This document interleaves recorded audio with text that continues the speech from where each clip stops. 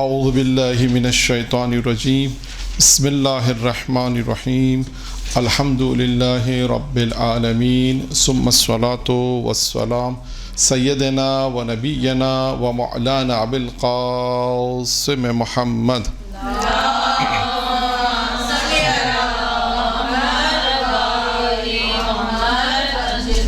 وآل بیتہ الطیبین الطاہرین اما بعد قال نبی کریم صلی اللہ علیہ وآلہ وسلم انا مدینۃ وعلی بابھا. درود پڑھے محمد وآل محمد.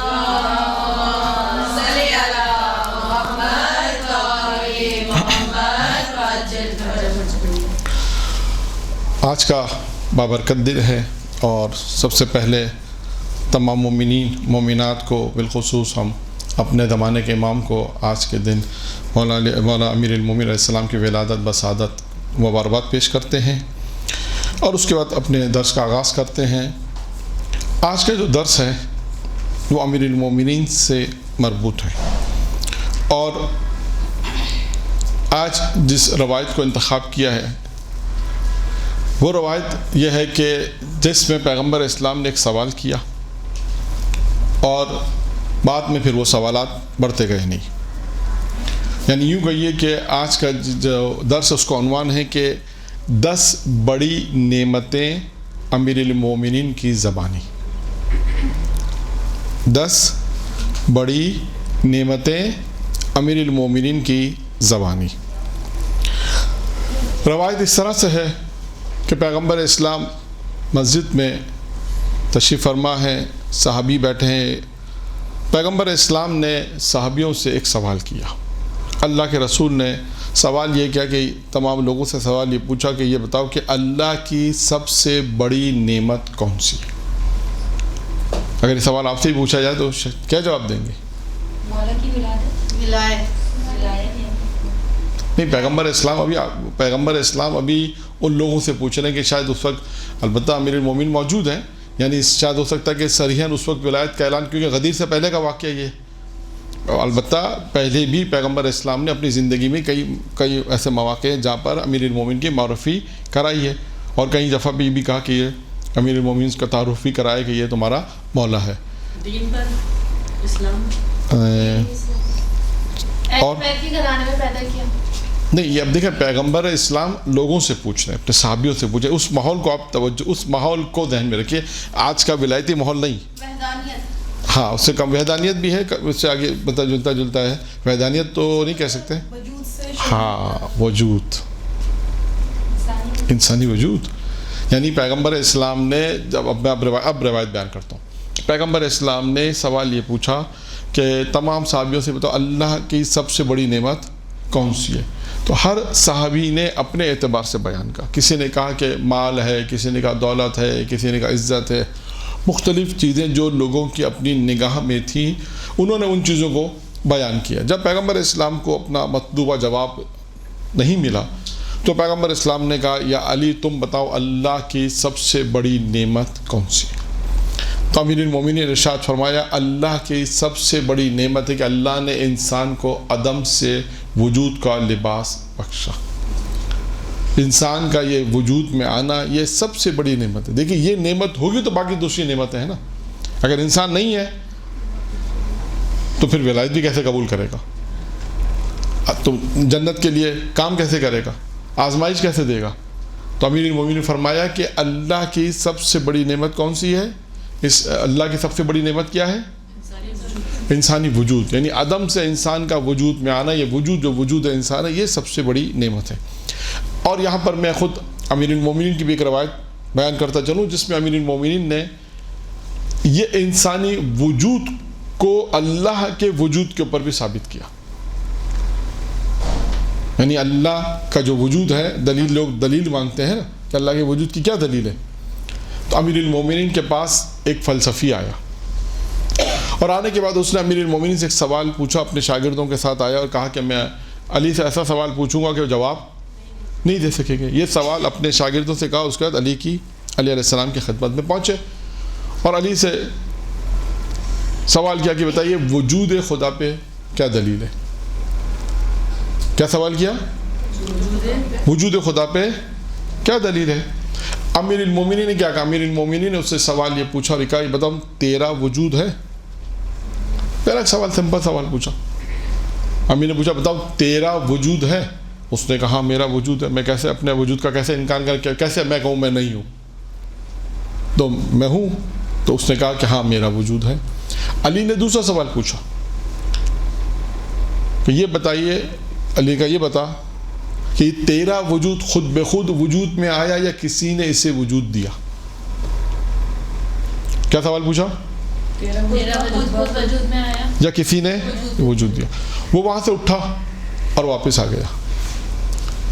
تو شاگردوں نے کہا کہ تم تو یہ کہہ رہے تھے کہ تم علی سے ایسا سوال کرو کہ علی جواب نہیں دے سکیں گے، جواب تو تم نے نہیں دیا. تو اس نے کہا علی نے مجھے بولنے کا موقع ہی نہیں دیا. اور اس نے کہا کہ ماجرا کیا ہوا؟ ہم تو نہیں سمجھے. کہا دیکھو علی سے میں نے پہلا سوال پوچھا کہ بتاؤ، پہلا سوال یہ پوچھا کہ یہ بتاؤ کہ علی نے مجھ سے پوچھا تیرا وجود ہے، تو میں کیسے کہوں میں نہیں ہوں؟ مجھے کہنا پڑا کہ میں ہوں. میں نہیں کہہ سکتا کہ میں نہیں ہوں، تو مجھے کہنا پڑا کہ میں ہوں. علی کا دوسرا سوال کیا تھا کہ تیرا وجود خود بخود وجود میں آیا یا کسی نے اسے وجود دیا؟ تو میں فلسفی ہوں اور فلسفیوں کا قانون یہ ہے کہ کوئی چیز خود بخود وجود میں نہیں آتی. تو مجھے یہ کہنا پڑتا کسی نے مجھے وجود دیا. تو علی کا سوال وہ تھا کہ اس کو کس نے وجود دیا؟ پھر اگر میں کہتا وہ چیز خود بخود وجود ہے تو مجھے یہ کہنا پڑتا اس کو پھر کسی نے وجود دیا. تو بالآخر کہیں نہ کہیں جا کے مجھے کسی وجود پہ رکنا پڑتا. تو علی کہتا ہے وہی اللہ کا وجود ہے. یہ امیر المومنین. تو اللہ کی سب سے بڑی نعمت کیا ہے؟ اللہ کی سب سے بڑی نعمت یہ کہ اللہ نے انسان کو عدم سے وجود بخشا. یہ وجود کا لباس اللہ نے انسان کو وجود کا لباس دیا ہے. کہا پیغمبر نے کہا یا علی تم نے بالکل ٹھیک کہا.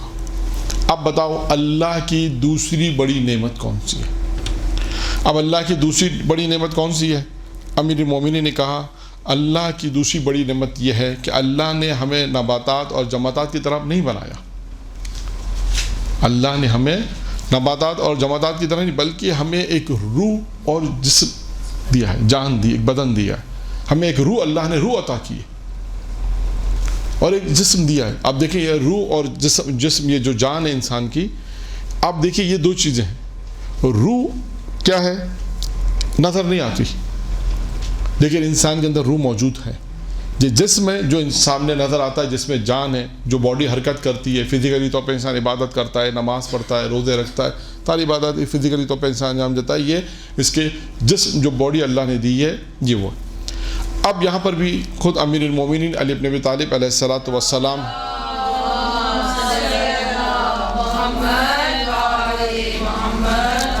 کی ایک روایت ہے جو ہمارے موضوع سے مربوط ہے، اس لیے اس کو بیان کر رہے ہیں کہ جسم اور روح اس کی بھی مختلف کیفیت ہوتی ہیں. جسم کی 6 حالتیں ہیں. کتنی حالتیں ہیں؟ 6 حالتیں. جسم کی 6 حالتیں ہیں اور اس طرح روح کی بھی 6 حالتیں ہوں گی. اب ہمیں یہ دیکھنا ہے کہ اللہ نے جو انسان کو جسم دیا ہے اس کی یہ 6 حالتیں کون کون سی ہیں. یہ جی ہاں، یہ اللہ نے جو انسان کو جسم دیا ہے اس کی کتنی حالتیں؟ 6 حالتیں. یا یہ جسم انسانی صحیح و سلامت ہوگا، صحت مند ہوگا یا بیمار ہوگا. صحت مند ہوگا یا بیمار ہوگا. 1 2 یا یہ زندگی ہوگی یا موت. کتنے ہو گئی؟ 4. 2 کر کے ہوگی نا. ہاں، صحت مند ہوگا یا بیمار، یا موت ہوگی یا زندگی ہوگی، یا خواب یعنی نیند، سو رہا ہوگا یا بیدار ہوگا. اب مجھے نہیں معلوم یہاں کتنے لوگ جاگ رہے ہیں، کتنے لوگ سو رہے ہیں. یہاں پہ تو بیشتر لوگ ہیں فعلاً بیدار ہیں. ہاں، تو جو انسانی جسم ہے اس کی کتنی کیفیت ہو گئی؟ 6 کیفیت ہو گئی. صحت مند، بیمار. اب اس کو آپ اس طرح رات کر لیں گے آپ کو. صحت مند یا بیمار، زندگی یا موت، نیند بیداری، خواب یا بیداری. خواب سونے کو کہتے ہیں. یہ 6 حالتیں انسان کی باڈی کی ہیں، جسم کی 6 حالتیں. آئیے اب روح کی بھی 6 حالتیں ہوں گی. اچھا اب روح کی بھی 6 حالتیں کون سی ہیں؟ یا انسانی روح سے تندرست ہوگی یا انسانی روح بیمار ہوگی. تو اب سوال ہے کہ انسانی جو روح ہے اس کی سلامتی کیا ہے؟ دیکھیں اگر ظاہری اعتبار سے انسان صحت مند ہے تو آپ کو نظر آ رہا ہے بات چیت کر رہا ہے، صحت مند ہے نظر آ رہا ہے بات چیت کر رہا ہے. خدا نہ خاصا بیمار ہوتا ہے تو بات نہیں کر سکتا اور بستر پر ہوتا ہے، بخار ہوتا ہے. تو یعنی 2 کیفیتیں ہیں جو انسان کی باڈی سے واپس ہے. اسی طرح روح کے لیے بھی فرمایا کہ روح بھی صحت مند ہوگی. اچھا اب سوال ہے کہ روح کی سلامتی کیا ہے؟ یہ جو روح جو صحت مند ہے، کیسے پتہ چلے روح صحت مند ہے؟ سر معرفت پروردگار، سر روحانیت، یہ سب چیزیں کہاں جا کے ختم ہوتی ہیں؟ ایمان ایک اور ہے، ایمان جا کے کہاں پر اینڈ ہوتا ہے؟ اس کا نام ہے یقین. روح کی جو سلامتی ہے اس کا کیا نام ہے؟ یقین کی منزل. یعنی جو انسان یقین کی منزل پر ہوگا، اس کا یقین کی منزل پر ہوگا، اس کا مطلب کیا؟ اس کی روح سلامت. اب غیر یقینی نہیں کہیں گے، اس سے ہم کہیں گے شک. شک جسے خدا نہ خاصا شک کی بیماری ہوتی ہے نا، جسے بہت سے لوگوں کو آپ نے دیکھا وضو میں، طہارت میں، بالآخر وضو وغیرہ میں زیادہ پانی پہنچا نہیں پہنچا 6 دفعہ ڈالتے ہیں، 8 دفعہ 10 دفعہ. ہاں بس یہ بھی مسئلہ ہے. تو خیر یہ مسائل ہوتے ہیں. تو یا یہ شک ہوگا طہارت وغیرہ کا، یا انسان کے ایمان کا شک ہوگا یہاں پر. یعنی انسان کی روح، یا تو یہ بھی ہو سکتا ہے کہ انسان کی روح ہاں نبی یہ یہاں پر مراد یہ ہے، کیونکہ یقین پختہ معنوں میں کہ اللہ پہ یقین مائنڈ میں آتے رہتے ہیں کہ یہ چیز ہم نے غلط کری ہے، ہو سکتا ہے یہ ٹھیک ہو. نہیں دیکھیں ایک دفعہ ہوتا ہے کہ آپ کا یقین اللہ پر ہے، یہ بات طے ہے. اب آپ کو شک کس چیز کا ہو رہا ہے؟ یہ شک نہیں ہو رہا کہ اللہ ہے یا نہیں ہے. آپ کو مولا علی طاقتور اتنے تھے کہ نہیں تھے، بس ایسے تو نہیں کہہ دیا یہ حضرت عباس کی فضیلت ہے یا نہیں ہے، یا کچھ اور نہیں. یہ وہم ہوتا ہے، عموماً لوگوں کو وہم ہوتا ہے. شک نہیں کہہ سکتے کیونکہ جس کا یقین علی پہ ہوگا اس کی یا عموماً تقریباً عموماً ایسا ہے کہ لوگوں کو اس بات پہ یقین ہے کہ وہ بہادر تھے. اصل میں دیکھیں ہاں دوسرے لوگوں کے لیے بھی یہ ہو سکتا ہے کہ وہ شک کرتے ہیں، دوسرے لوگ ہو سکتا ہے اس بات پہ شک کریں. بالکل صحیح کہہ رہے ہیں کہ یہ عام مومنین تو یقین رکھتے ہیں، لیکن دوسرے لوگوں کے وہ بعض اوقات خدا نخواستہ بعض باتیں ایسی کہہ بھی دیتے ہیں ان کی شان میں کہ کیسے ممکن ہے کہ کام ایسے کیسے کر دیا علی نے، امیر المومنین نے کام کیسے کر دیا، یا امام حسین نے کام کیسے کر دیا. تو اس کا مطلب ہم کہتے ہیں ان کی روح ابھی بیمار ہے. یہ شک کی روح ان کی شک کی شکار ہے، یعنی روح ان کی بیمار ہے. یعنی یہ بتانا چاہتے ہیں امیر المومنین روایت میں یہ بتانا چاہتے ہیں کہ روح کی بھی جو 6 صورتحال ہیں جو جسم کی طرح ہیں، تو وہ کیا صورتحال ہے، کنڈیشن کیا ہے؟ جیسے بدن تو آپ کو نظر آ رہا ہے، سوتا ہوا نظر آ رہا ہے کہ بدن سو رہا ہے خواب میں مثلا، یا تندرست ہے. تو روح کیسے تندرست ہوگی؟ کیسے پتہ چلے کہ انسان کی روح بھی تندرست ہے؟ یہ کیسے پتہ چلے گا؟ امیر نے فرمایا روح کی تندرستی انسان کے یقین پر ہے. جس آدمی کا اللہ پہ یقین، رسول پہ یقین، ولایت پہ یقین، قیامت پہ یقین، ان چیزوں پہ جن کا یقین ہو کہ ہاں یقین. دیکھیں بہت سے لوگ یقین پختہ ہوتا ہے. ابھی وقت نہیں ہے ورنہ میں آپ کو اشارہ کر دوں ایک واقعے کا. آپ نے سنا روح الحیات میں اللہ مجلسی نے لکھا، یہ روایت بھی روح الحیات میں جو میں بیان کر رہا ہوں، یہ 10 نعمتوں والی روایت، یہ بھی اللہ مجلسی نے روح الحیات میں لکھی. وہ یہ روایت بھی یقین کہ پیغمبر اسلام جب اپنے صحابیوں کے ساتھ نماز ظہر کے بعد کہتے ہیں نکلے باہر، کیا دیکھا کہ ایک شخص نے اپنے قمیض یا کرتا اتارا ہوا ہے اور زمین پہ اس عرب کی گرمی شدید دھوپ میں زمین پر اپنے آپ کو مسل رہا ہے، لیٹ رہا ہے. تو اللہ کے رسول نے پوچھا تو کیا کر رہا ہے؟ تو کہا میں اپنے نفس کو مزہ چکھا رہا ہوں. پھر اللہ کے رسول سے سوالات کی، کہا کہ میں جنت کو بھی دیکھ رہا ہوں، جنت میں لوگوں کو نعمتیں جو وہ دیکھ رہا ہوں، جہنم میں دیکھ رہا ہوں کہ لوگ کے ساتھ جب آنکھیں بند کرتا ہوں اور آنکھیں کھولتا ہوں سارے مناظر دیکھتا ہوں. یہ میں آپ کو سرسری سے واقعہ سنا رہا ہوں جو. تو اس وقت اللہ کے رسول نے اپنے صحابیوں سے کہا کہ یہ یقین کی منزل پہ پہنچ گئے. کتاب خود ایک کتاب کا نام ہے آیت اللہ دستگیر کی کتاب، اس کا نام ہی یقین رکھا ہے. اس میں دیکھیں یقین کے واقعات ملیں گے آپ کو. یقین کسے کہتے ہیں؟ خود ایک موضوع ہے یقین. تو یقین وہ چیز ہے جو انسان ایک پہنچتا ہے، جیسے یعنی سلامتی روح، یعنی اس کا مطلب کیا ہے؟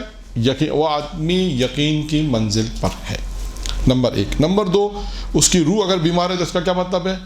شک میں مبتلا ہے، یعنی عقائد کے اعتبار سے. نمبر 3، انسان کی जिस्म, इंसान का जिस्म जो होगा या मौत में होगा या ज़िंदगी में, इसी तरह रूह भी मर्ग में होगी यानी मौत में होगी या ज़िंदगी में होगी। अब हमें कैसे पता चले कि इंसान की ये रूह है, ये रूह जो है मर गई है, कैसे पता चले, क्या दलील है? का जहालत, और उसके मुकाबिल में क्या है? इल्म। तो ज़िंदगी, रूह की ज़िंदगी किस में है? इल्म में। और रूह की मौत किस में है? जहालत। यानी अगर किसी का इल्म नहीं होगा तो हम क्या कहेंगे? ये इसकी रूह मुर्दा है, नहीं कहते इसकी रूह मर गई है। इसका मतलब क्या? इल्म नहीं है।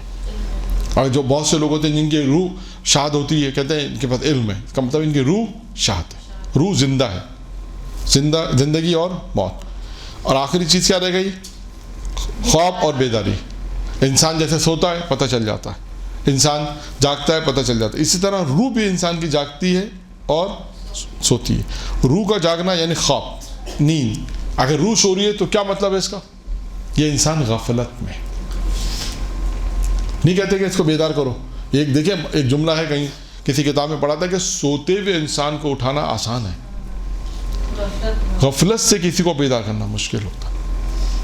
ये है तो रूह, अगर इंसान की रूह गफलत में है, इसका मतलब, अगर इसका मतलब है उसकी रूह जो है वो ख्वाब है यानी नींद में, गफलत में।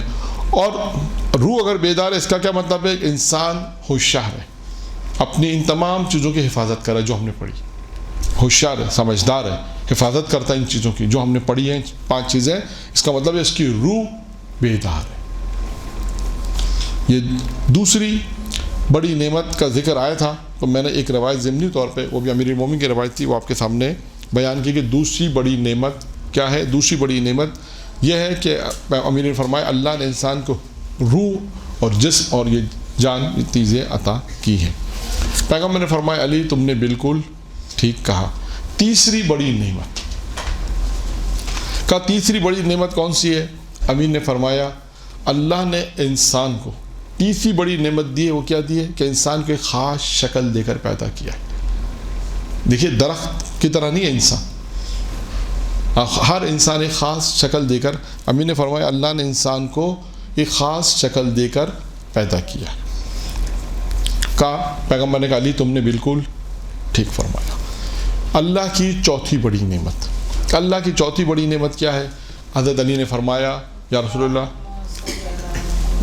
अल्लाह की चौथी बड़ी नेमत ये कि अल्लाह ने हमें हवासे ज़ाहिरिया और बातिनिया से मुमताज़ किया।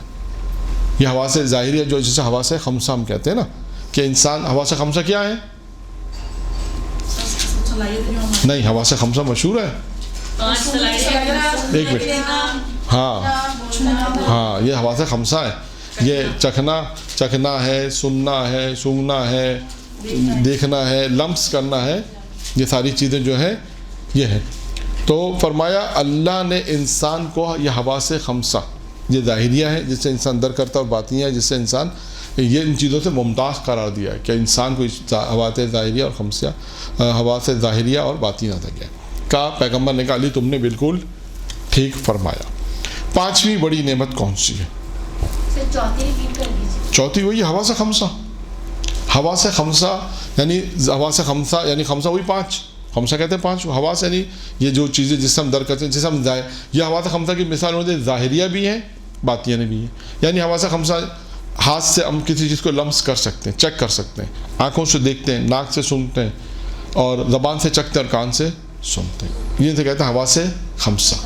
ये चौथी सिफत है, चौथी बड़ी नेमत है। अमीर फरमाते हैं कि ये चौथी बड़ी नेमत अल्लाह ने इंसान को अता की है। का बिल्कुल ठीक। पांचवी बड़ी नेमत कौन सी? पैगम्बर ने पूछा या अली पांचवी बड़ी नेमत कौन सी है? फरमाया पांचवी बड़ी नेमत अल्लाह ने इंसान को अक्ल सलीम अता की। अक्ल सलीम, ये अक्ल बड़ी नेमत है, और ये अक्ल है कि जिससे इंसान हक़ और बातिल की पहचान करता है। ये हक़ है, ये अक्ल है कि जिससे इंसान अल्लाह की मारिफत हासिल करता है।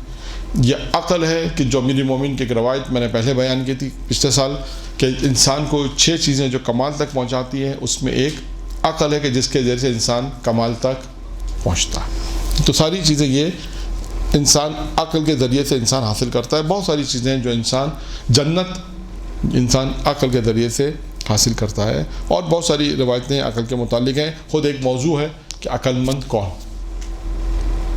کبھی انشاءاللہ موقع ملے گا تو ان چیزوں کو بیان کریں گے کہ جس میں یہ بیان کیا گیا کہ عقل مند کون ہے. ہم عقل مند کسے کہتے ہیں اور معصوم کسے کہتے ہیں عقل مند. تو پانچویں بڑی نعمت کیا ہوئی؟ عقل سلیم. اللہ نے انسان کو عقل جیسی نعمت دی. چھٹی بڑی نعمت کیا ہے؟ چھٹی بڑی نعمت یہ ہے کہ اللہ نے انسان کو دین حق دے کر پیدا کیا. علی کہتے ہیں اللہ نے انسان کو دین حق دے کر پیدا کیا ہے. یہ چھٹی بڑی نعمت ہے. اور اللہ نے انسان کو گمراہ اور غافل پیدا نہیں کیا. اللہ نے انسان کو دین دے کر پیدا کیا. یہ چھٹی بڑی نعمت ہے. ساتویں کا بالکل ٹھیک فرمایا. کا ساتویں بڑی نعمت کون سی ہے؟ کا اب دیکھیے پیغمبر نے امین نے فرمایا یا رسول اللہ ساتویں بڑی نعمت یہ کہ اللہ نے انسان کو آخرت یعنی مرنے کے بعد لا فانی زندگی دی ہے. وہ زندگی جو کبھی ختم ہونے والی نہیں ہے, وہ زندگی دی ہے. ساتویں بڑی نعمت یہ ہے. کا تم نے بالکل ٹھیک کہا. کا آٹھویں بڑی نعمت کون سی ہے؟ پیغمبر امیر المومنین نے فرمایا اللہ نے انسان کو آزاد خلق کیا ہے, کسی کا غلام نہیں بنایا. یہ آٹھویں بڑی نعمت ہے. کہا تم نے بالکل ٹھیک کہا.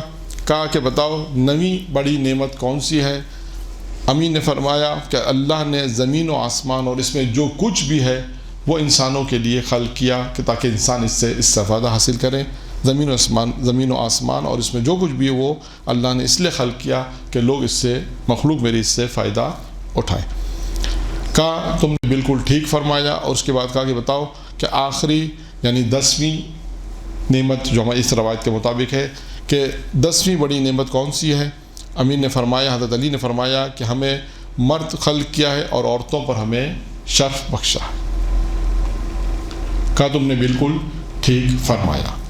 تو 10 نعمتیں یہ تھیں کہ جو میں نے آپ کے سامنے بیان کی بہت مختصر کہ 10 بڑی نعمتیں امیر المومنین کی نگاہ میں کہ انسان ان 10 نعمتوں کی انسان اگر قدر کرے گا اور ان 10 نعمتوں کو انسان اپنی زندگی میں دیکھے, ایک ایک چیز کو دیکھے.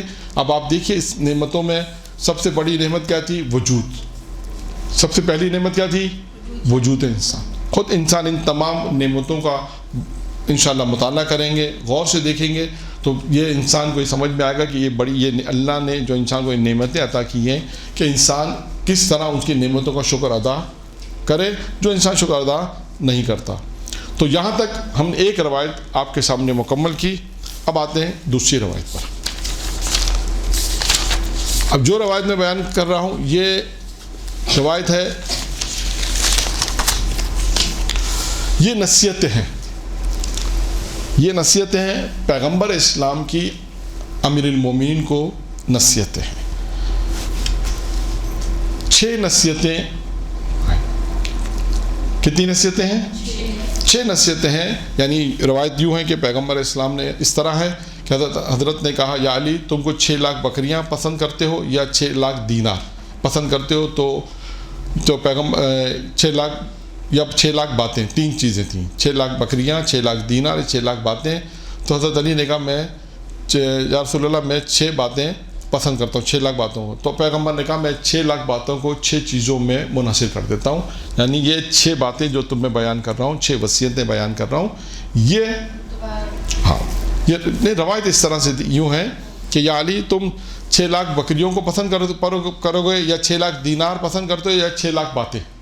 تو انہوں نے کہا میں 6 لاکھ باتیں. پھر اس کے بعد رسول خدا نے کہا کہ میں 6 لاکھ باتوں کو 6 چیزوں میں منحصر کر دوں گا. یعنی 6 لاکھ باتوں کو 6 باتوں میں بیان کر دیتا ہوں. اب آپ نے دیکھنا کہ دیکھیں یہ 6 نصیحتیں کون کون سی ہیں جو بہت اہم نصیحتیں جو امیر المومنین کو پیغمبر نے کی. اور در حقیقت میں یہ نصیحتیں ہمارے لیے ہیں کہ ہم ان نصیحتوں پر عمل کریں اور دیکھیں کہ اللہ کے رسول نے امیر المومنین کو 6 نصیحتیں کون کون سی کی. نمبر 1 کہ یا علی جب تم دیکھو لوگوں کو کہ لوگ نوافل میں مستحبات میں مشغول ہو جائیں. کیا دیکھو؟ جب تم دیکھو لوگوں کو کہ نوافل میں اور مستحبات میں مشغول ہو جائے تو تم کیا کرو؟ تو تم اپنے آپ کو واجبات میں مشغول کر دو. اب دیکھیں یہاں پر ہم اپنے معاشرے کی اگر دیکھیں تو بہت سے لوگ ہیں جو مستحبات زیادہ انجام دیتے ہیں اور واجبات چھوڑ دیتے ہیں، جبکہ سب سے پہلے کیا ہے؟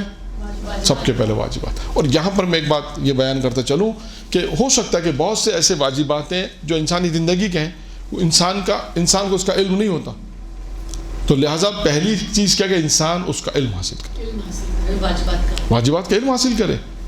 کتنی چیزیں ایسی ہیں جو کتنے لوگ یہ کہتے ہیں جب انہیں زندگی کے اس عمر میں یعنی 40 سال 50 سال میں پتہ چلتا کہتا اچھا مولانا یہ بھی واجب ہے، اچھا یہ بھی واجب ہے. تو بہتر یہ کہ انسان ان چیزوں کو جو واجب چیزیں انہیں پہلے انسان معلوم کرے. تو ہم پیغمبر کہہ رہے ہیں یا علی جب تم دیکھو لوگوں کو کہ لوگ مستحبات میں مشغول ہو جائیں. ہم اپنی معاشرے میں دیکھیں، اب میں مثال آپ کو دوں، عمرہ پہ جانا مستحب ہے، اچھی بات ہے، انسان انجام دے، بہت اچھی بات ہے. اور بھی بہت سی ایسی مثالیں ہیں جہاں مستحبات پہ انسان مستحبات انجام دیتے ہیں. لیکن اگر اس پہ حج واجب ہو گیا تو اس کے لیے پہلا فریضہ کیا ہے؟ پہلا فریضہ حج کو انجام دے گا. اسی طرح اور بھی بہت ساری چیزیں. نہیں اس کو تقابل نہیں کر سکتے، تقابل نہیں کر سکتے. ہم یہ نہیں کر سکتے. دیکھیں وہاں فرق ہے دونوں میں.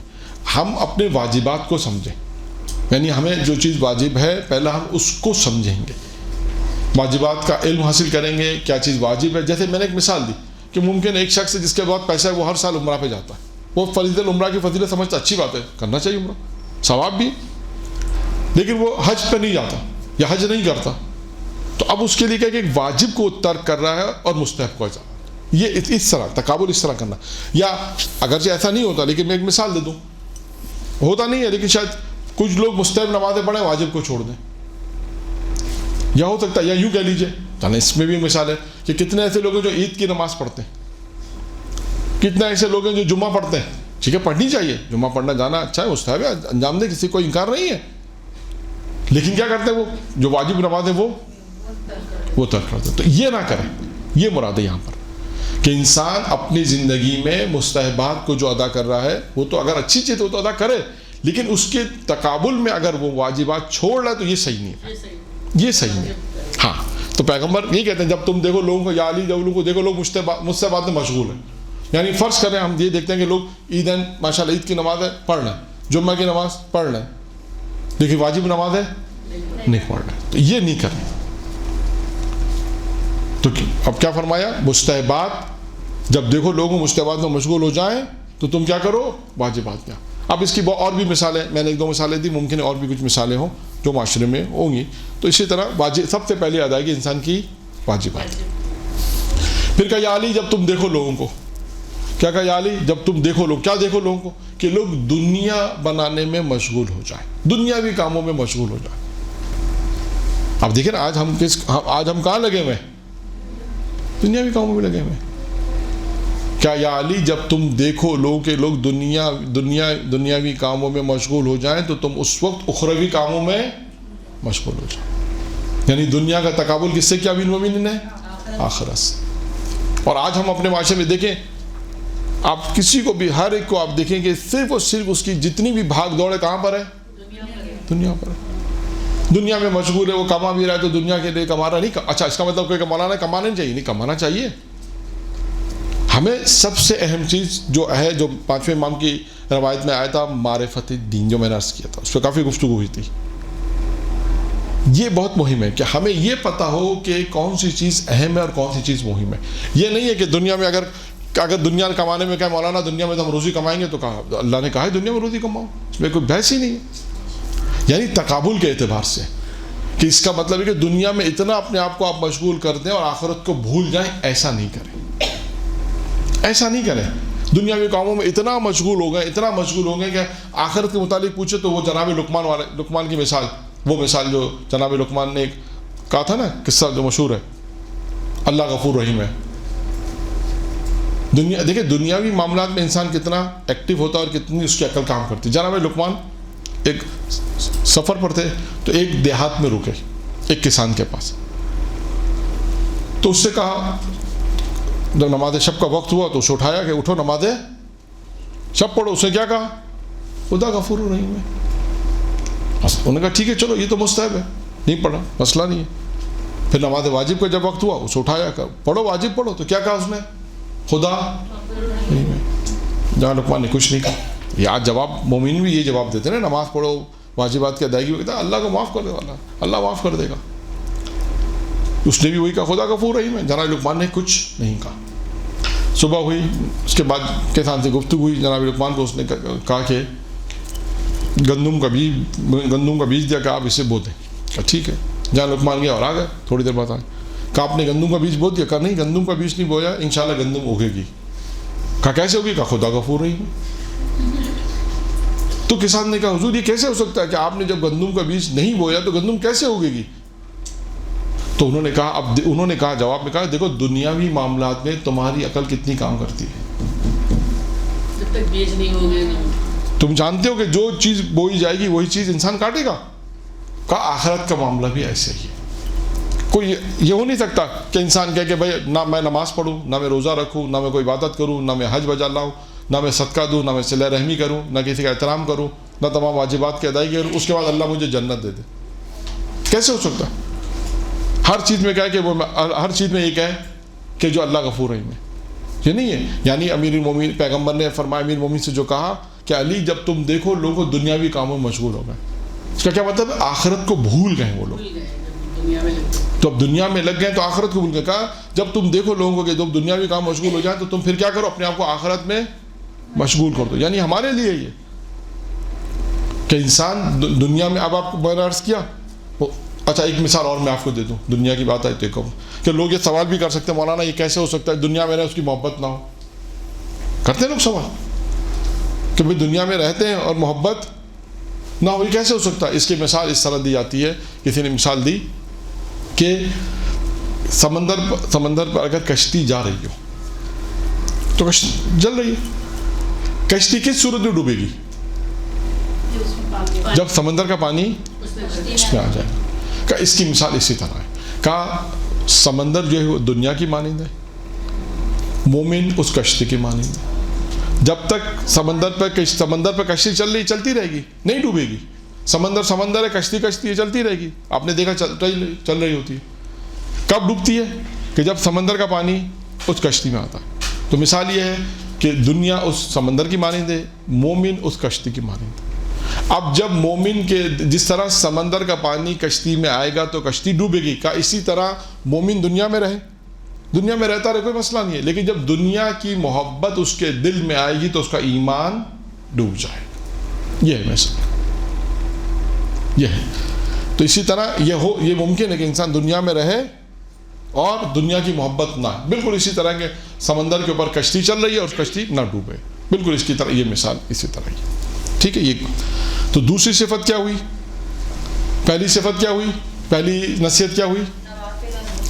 نوافل اور مستحبات میں جب تم دیکھو یا علی, جب تم دیکھو لوگوں کو کہ لوگ مستحبات میں مشغول ہو جائیں تو واجبات میں مت کرو. تو واجبات کی ادائیگی کے لیے سب سے پہلے کیا, اس کا علم ہونا ضروری ہے.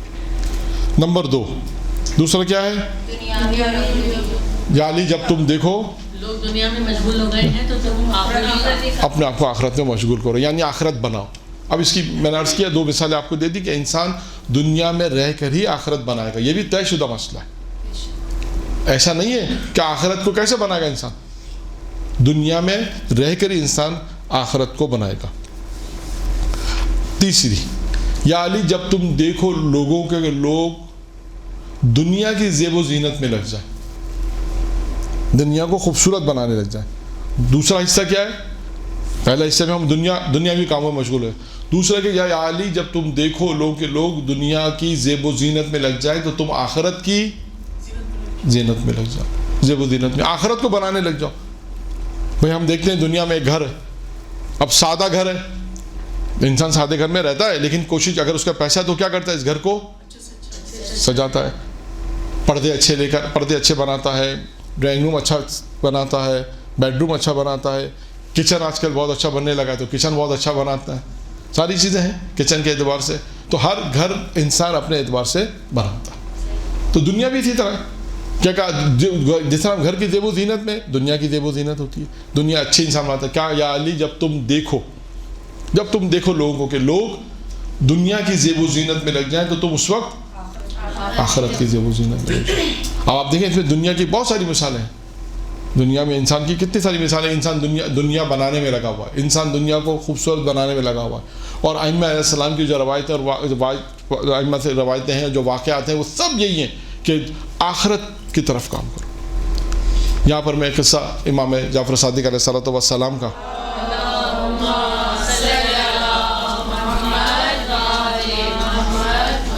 کہ ایک شخص تھا جو امام کی خدمت میں آتا تھا. مدینے آتا تھا پہلے, اس کے بعد پھر مکہ جاتا تھا. مدینے آتا تھا زیارت کے لیے, امام کی زیارت پر آتا تھا, زیارت کر کے اس کے بعد وہ مکہ جاتا تھا حج کے لیے. اور کبھی ایسا کرتا تھا کہ وہ یعنی امام کے اس کا جب بھی حج کے لیے آتا تھا امام کی خدمت جاتا تھا. ایک مرتبہ اس نے امام سے کہا کہ مولا میں حج کے لیے جا رہا ہوں. امام کی خدمت میں آیا اور کہا مولا میں حج کے لیے جا رہا ہوں, یہ 10,000 دینار ہے, یہ 10,000 دینار ہے, اس میں آپ میرے لیے گھر خرید لیں. آپ دیکھیے گا بہت سے واقعات آتے ہیں گھر کے کہ گھر خریدنے کی انسان چاہتا ہے کہ گھر اچھا ہو, اس کیا ہو. تو اس نے بھی کہا کہ مولا آپ میرے لیے گھر خرید لیں, اور یہ 10,000 دینار دے کر امام کو دیا, اور اس کے بعد وہ حج پہ چلا گیا. جب حج سے واپس آیا امام کی خدمت ہو جا تو وہ امام سے اس نے سوال کیا مولا میں آپ کو 10,000 دینار میں نے آپ کو دیے تھے اس لیے تاکہ آپ میرے لیے گھر خریدے. امام نے کہا, امام نے ایک سند دی اسے, ایک سند اسے دی اور کہا کہ ہم نے تمہارے لیے گھر خرید لیا, لیکن کیا کہا اس دنیا میں نہیں خریدا, ہم نے تمہارے لیے آخرت میں گھر خریدا. ہم نے گھر تمہارے لیے آخرت میں خریدا ہے, اور جو گھر جو ہے خریدا ہے وہ اہل بیت اطہار کے اعتراف میں ہے. یعنی تمہارے گھر سے جو آج کے اسلام میں ہم سمجھا جنت میں جو گھر ہے, یعنی ایک حصہ اس کا امیر المومنین کے گھر سے ملتا ہے, ایک حصہ امام حسن کے گھر سے, ایک امام حسین کے, ایک رسول خدا. اس طرح ہم نے تمہارے لیے جو گھر خریدا ہے وہ جنت میں خریدا ہے, اور اعتراف ہے ائمہ معصوم علیہ السلام کے اعتراف میں یہ گھر ہے تمہارا. ہم نے کیا کیا ان پیسوں کا, چھٹے امام نے کہا ہم نے ان پیسوں کو فقراء میں تقسیم کیا اور تمہارے لیے آخرت میں گھر خرید لیا. تو اہم ترین چیز کیا کہ انسان آخرت میں بھی گھر بنائے, اور یہ دنیا میں رہ کر بنائے گا. دنیا کے اندر انسان دیکھیں, دنیا میں انسان سختیاں تحمل کرے گا. خود روایت معصوم علیہ السلام کی, دنیا میں انسان سختیاں تحمل کرے گا تو آخرت میں وہ گھر بنے گا, آخرت میں اس کو اچھا صلہ ملے گا. تو کتنی چیزیں بیان ہو گئی اب تک؟ 3 چیزیں. چوتھی چیز کیا ہے؟ چوتھی چیز ہے یا علی جب تم دیکھو لوگوں کو, یا علی جب تم دیکھو لوگوں کے کہ لوگ ایک دوسرے کے عیب نکالنے میں مشغول ہو جائیں. دیکھو لوگوں کو جب ایک دوسرے کے عیب نکالنے میں مشغول ہو جائیں تو اس وقت کیا کرو, تم اس وقت اپنی اصلاح کرو. چوتھی چیز کیا ہے؟ یا علی جب تم دیکھو دوسروں کو, یا علی جب تم لوگوں کو دیکھو کہ لوگ ایک دوسرے کے عیب نکالنے میں مشغول ہو جائیں, ایک دوسرے کی یعنی ہم کہیں عیب نکالنے برائیوں میں مشغول ہو جائیں, تو تم اپنے نفس کی اصلاح میں لگ جاؤ. یہ کام کیا ہے انسان کا؟ سب سے پہلا کیا کام ہے؟ انسان اپنے نفس کی اصلاح کرے. انسان اپنے نفس کی اصلاح کرے.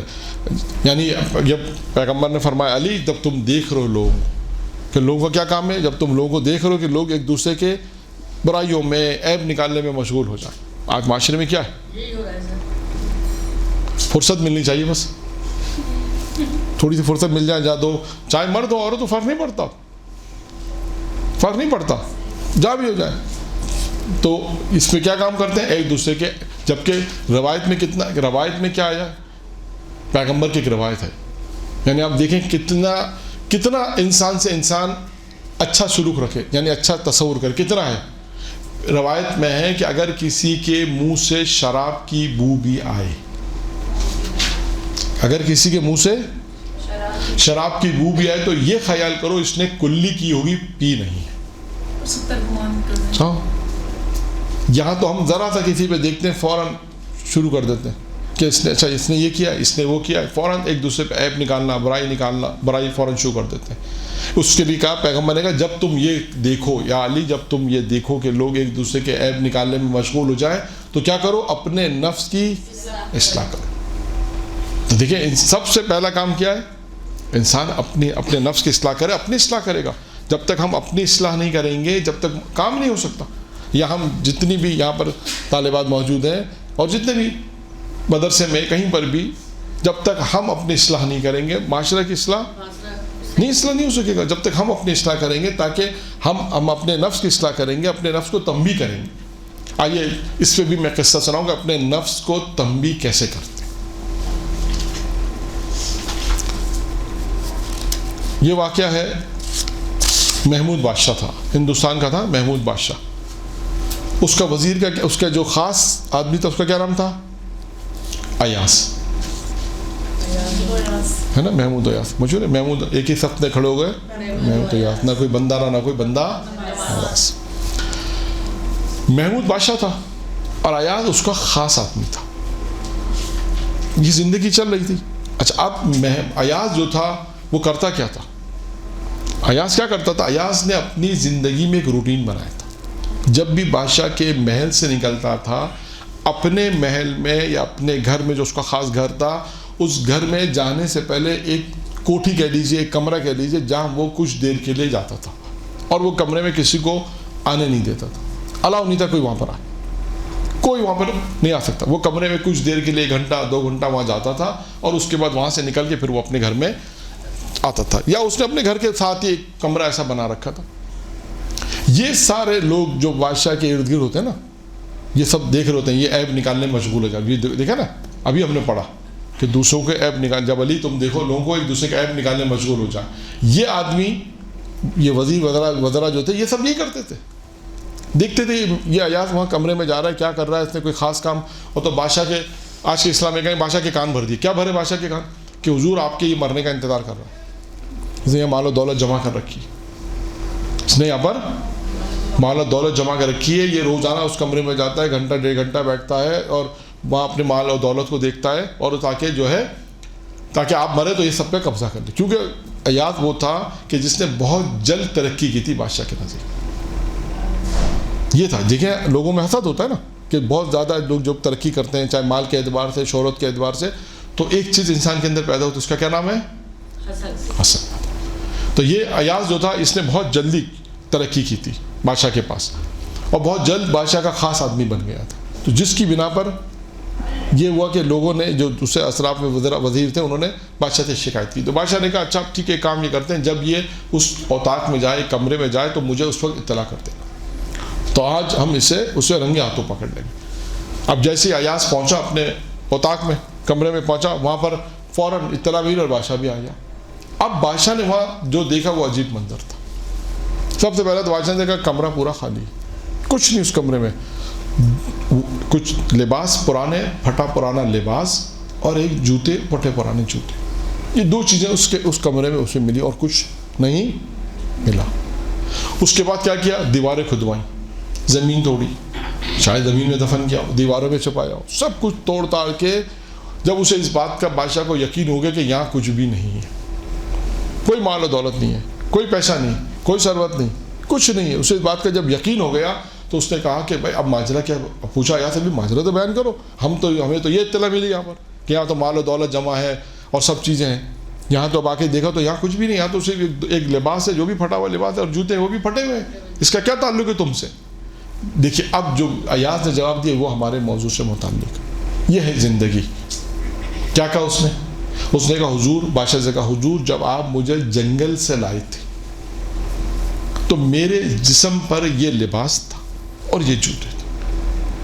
جب میں آپ کے محل میں آیا پہلی دفعہ, آپ مجھے جنگل سے جب لائے تو یہ لباس, پھٹا ہوا لباس میرے جسم پر تھا, یہ جوتے, پھٹے ہوئے جوتے میں نے پہن رکھے تھے, اور اس کے بعد آہستہ آہستہ آپ نے مجھے ترقی دی اور میں آج یہاں تک پہنچ گیا, آپ کے سامنے ہوں.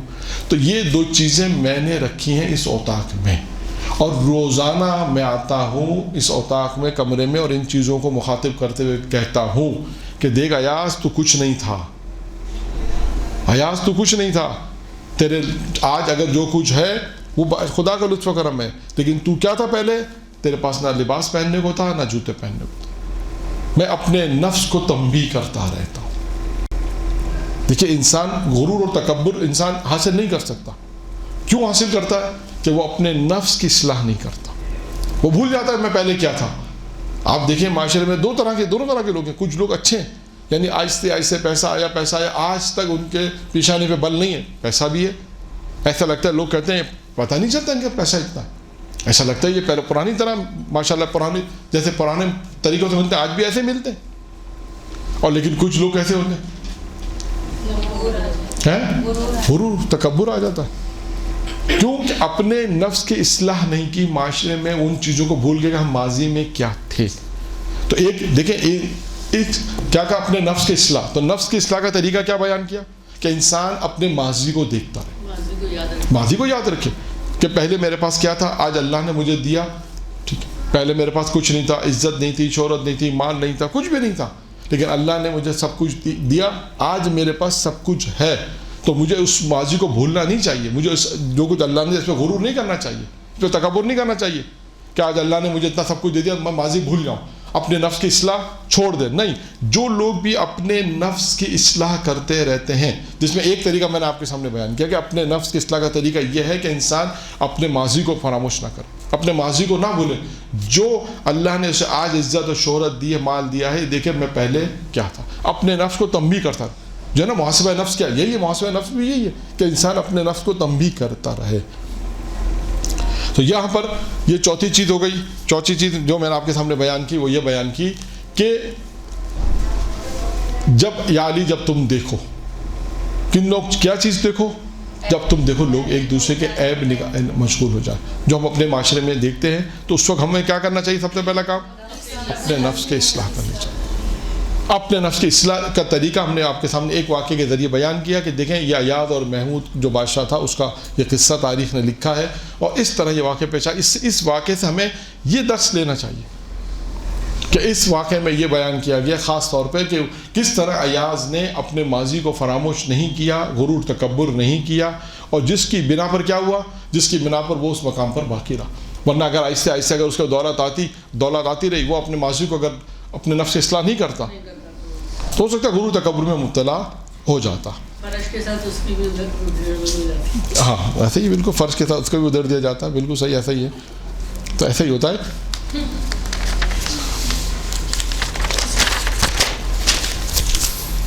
अब रह गई हैं दो चीज़ें, और अब जो मुझे किस्सा बयान, दो चीज़ें जो बयान करनी है उसमें एक वाक़या है तूलानी, थोड़ा सा वाक़या है, लिहाजा इसलिए अब मैं वक्फे के बाद दो चीज़ें जो हैं, छः नसीहतें थी, चार हमने बयान की, दो रहती हैं, इन दो का मैं वक्फे के बाद बयान कर दूंगा, फिर उसके बाद दूसरी रवायत इंशाअल्लाह शुरू कर। दुरूद पढ़े मोहम्मद व आले मोहम्मद।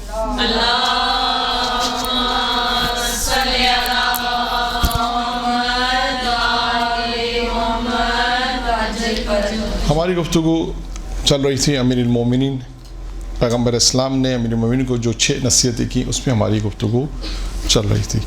हमने अब तक आपके सामने कितनी चीज़ें बयान की, कौन कौन सी?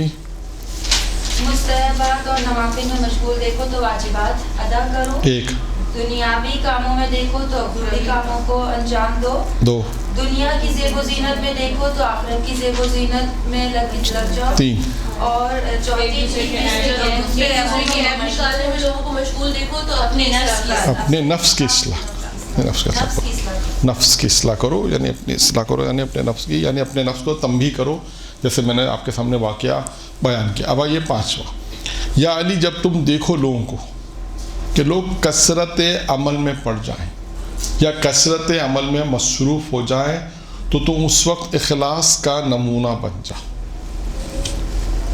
क्या कहा? कसरत अमल, यानी बहुत नमाज़ें, बहुत ज़्यादा नमाज़ें, बहुत ज़्यादा कसरत अमल, मुख्तलिफ नमाज, दुआ, इबादत, बहुत ज़्यादा अमल करने में लग जाओ। क्योंकि देखें आप रवायत में है ना कि परवरदिगार आलम को जो है वो तादाद नहीं, क्वालिटी चाहिए होती है, क्वांटिटी नहीं बल्कि क्वालिटी चाहिए, इखलास चाहिए, ये है। तो यहाँ पर भी क्या कहा, जब तुम देखो लोगों को कसरत अमल में लोग मसरूफ़ हो जाएं। अब कसरत अमल बहुत सारे हो सकते हैं, यहाँ पर कोई एक अमल नहीं कहा, कसरत अमल में जब देखो लोग कसरत अमल में मशगूल हो जाए, तो तुम उस पर क्या करो, अपने आप को इखलास का नमूना बनाओ, यानी इखलास, खुलूस जी, एक हो लेकिन हाँ एक अमल हो लेकिन नेक हो। हाँ मतलब इखलास का नमूना बन जाओ। अब ये इखलास क्या चीज़ है? इखलास किसे कहते हैं? खुदा के लिए दे दो, खुदा के लिए अंजाम दे। मसलन कोई दिखावा ना हो, और रियाकारी ना हो, दिखावा ना हो, इंसान खालिसतन अल्लाह के लिए अंजाम दे। अब इस इखलास को समझाने के लिए मैं आपको 2 वाक़यात बयान करता हूँ ताकि देखें इखलास किसे कहते हैं। वैसे तो बहुत सारे वाक़यात हैं, लेकिन 2 वाक़यात जो तारीख़ में लिखे हैं और भी किताबों में, मुख्तलिफ़ किताबों में मौजूद हैं। पहला वाक़या कि इखलास किसे कहते हैं। देखें, इखलास, इंसान अगर इखलास से काम को अंजाम दे तो उसका नतीजा क्या होता है, हमने बाद में नतीजे तक भी पहुँचना है। आयतुल्लाह माराशी नजफ़ी, आपने नाम सुना होगा, तकरीबन आज इसी दौर के हैं, तकरीबन 90 में उनका इंतकाल हुआ, तकरीबन यानी तकरीबन कितने 30 साल पहले उनका इंतकाल हुआ। आयतुल्लाह माराशी नजफ़ी ने ख्वाब देखा एक, और ख्वाब में उन्होंने ये देखा कि रोज़े महशर है, अल्लाह के रसूल कह रहे हैं अली तुम उन शायरों को बुलाओ जो अरब के शायर हैं, उन्हें बुलाओ ताकि वो कलाम पढ़ें। उसके बाद कहा अली तुम अहले फ़ारस के शायर को बुलाओ, जो फ़ारस के रहने वाले हैं शायर, उन्हें बुलाओ और वो अपना कलाम पढ़ें। आगा मराशी कहते हैं कि मैंने देखा कि अमीरुल मोमिनीन ने तबरेज़ का एक शायर शहरियार, यानी एक शायर था जो शहरियार जिसका नाम था, अमीरुल मोमिनीन ने उससे कहा कि तुमने वो कलाम पढ़ो जो तुमने मेरे लिए लिखा है। वाक्य को गौर से सुनिए, देखें तवज्जो इसमें। क्या कहा? आगा मराशी ख्वाब देख रहे हैं, ख्वाब में ही देख रहे हैं कि पैगम्बर इस्लाम ने अमीरुल मोमिनीन से कहा कि अली उन शायरों को बुलाओ जो अहले अरब से ताल्लुक़ है, उनसे को कलाम पढ़ लें। फिर कहा उनसे बुलाओ जो अहले फ़ारस के रहने वाले। उसमें एक शायर था जिसका नाम था शहरियार, कहा उसको बुलाओ और उसको कहो कि कलाम पढ़े। तो अमीरुल मोमिनीन ने उसको बुला के क्या कहा? उसको बुला के क्या कहा कि वो कलाम पढ़ो जो तुमने मेरे लिए लिखा है। ये आगे मराशी ने ख्वाब देखा, ठीक है। आगा मराशी की आँख खुल गई।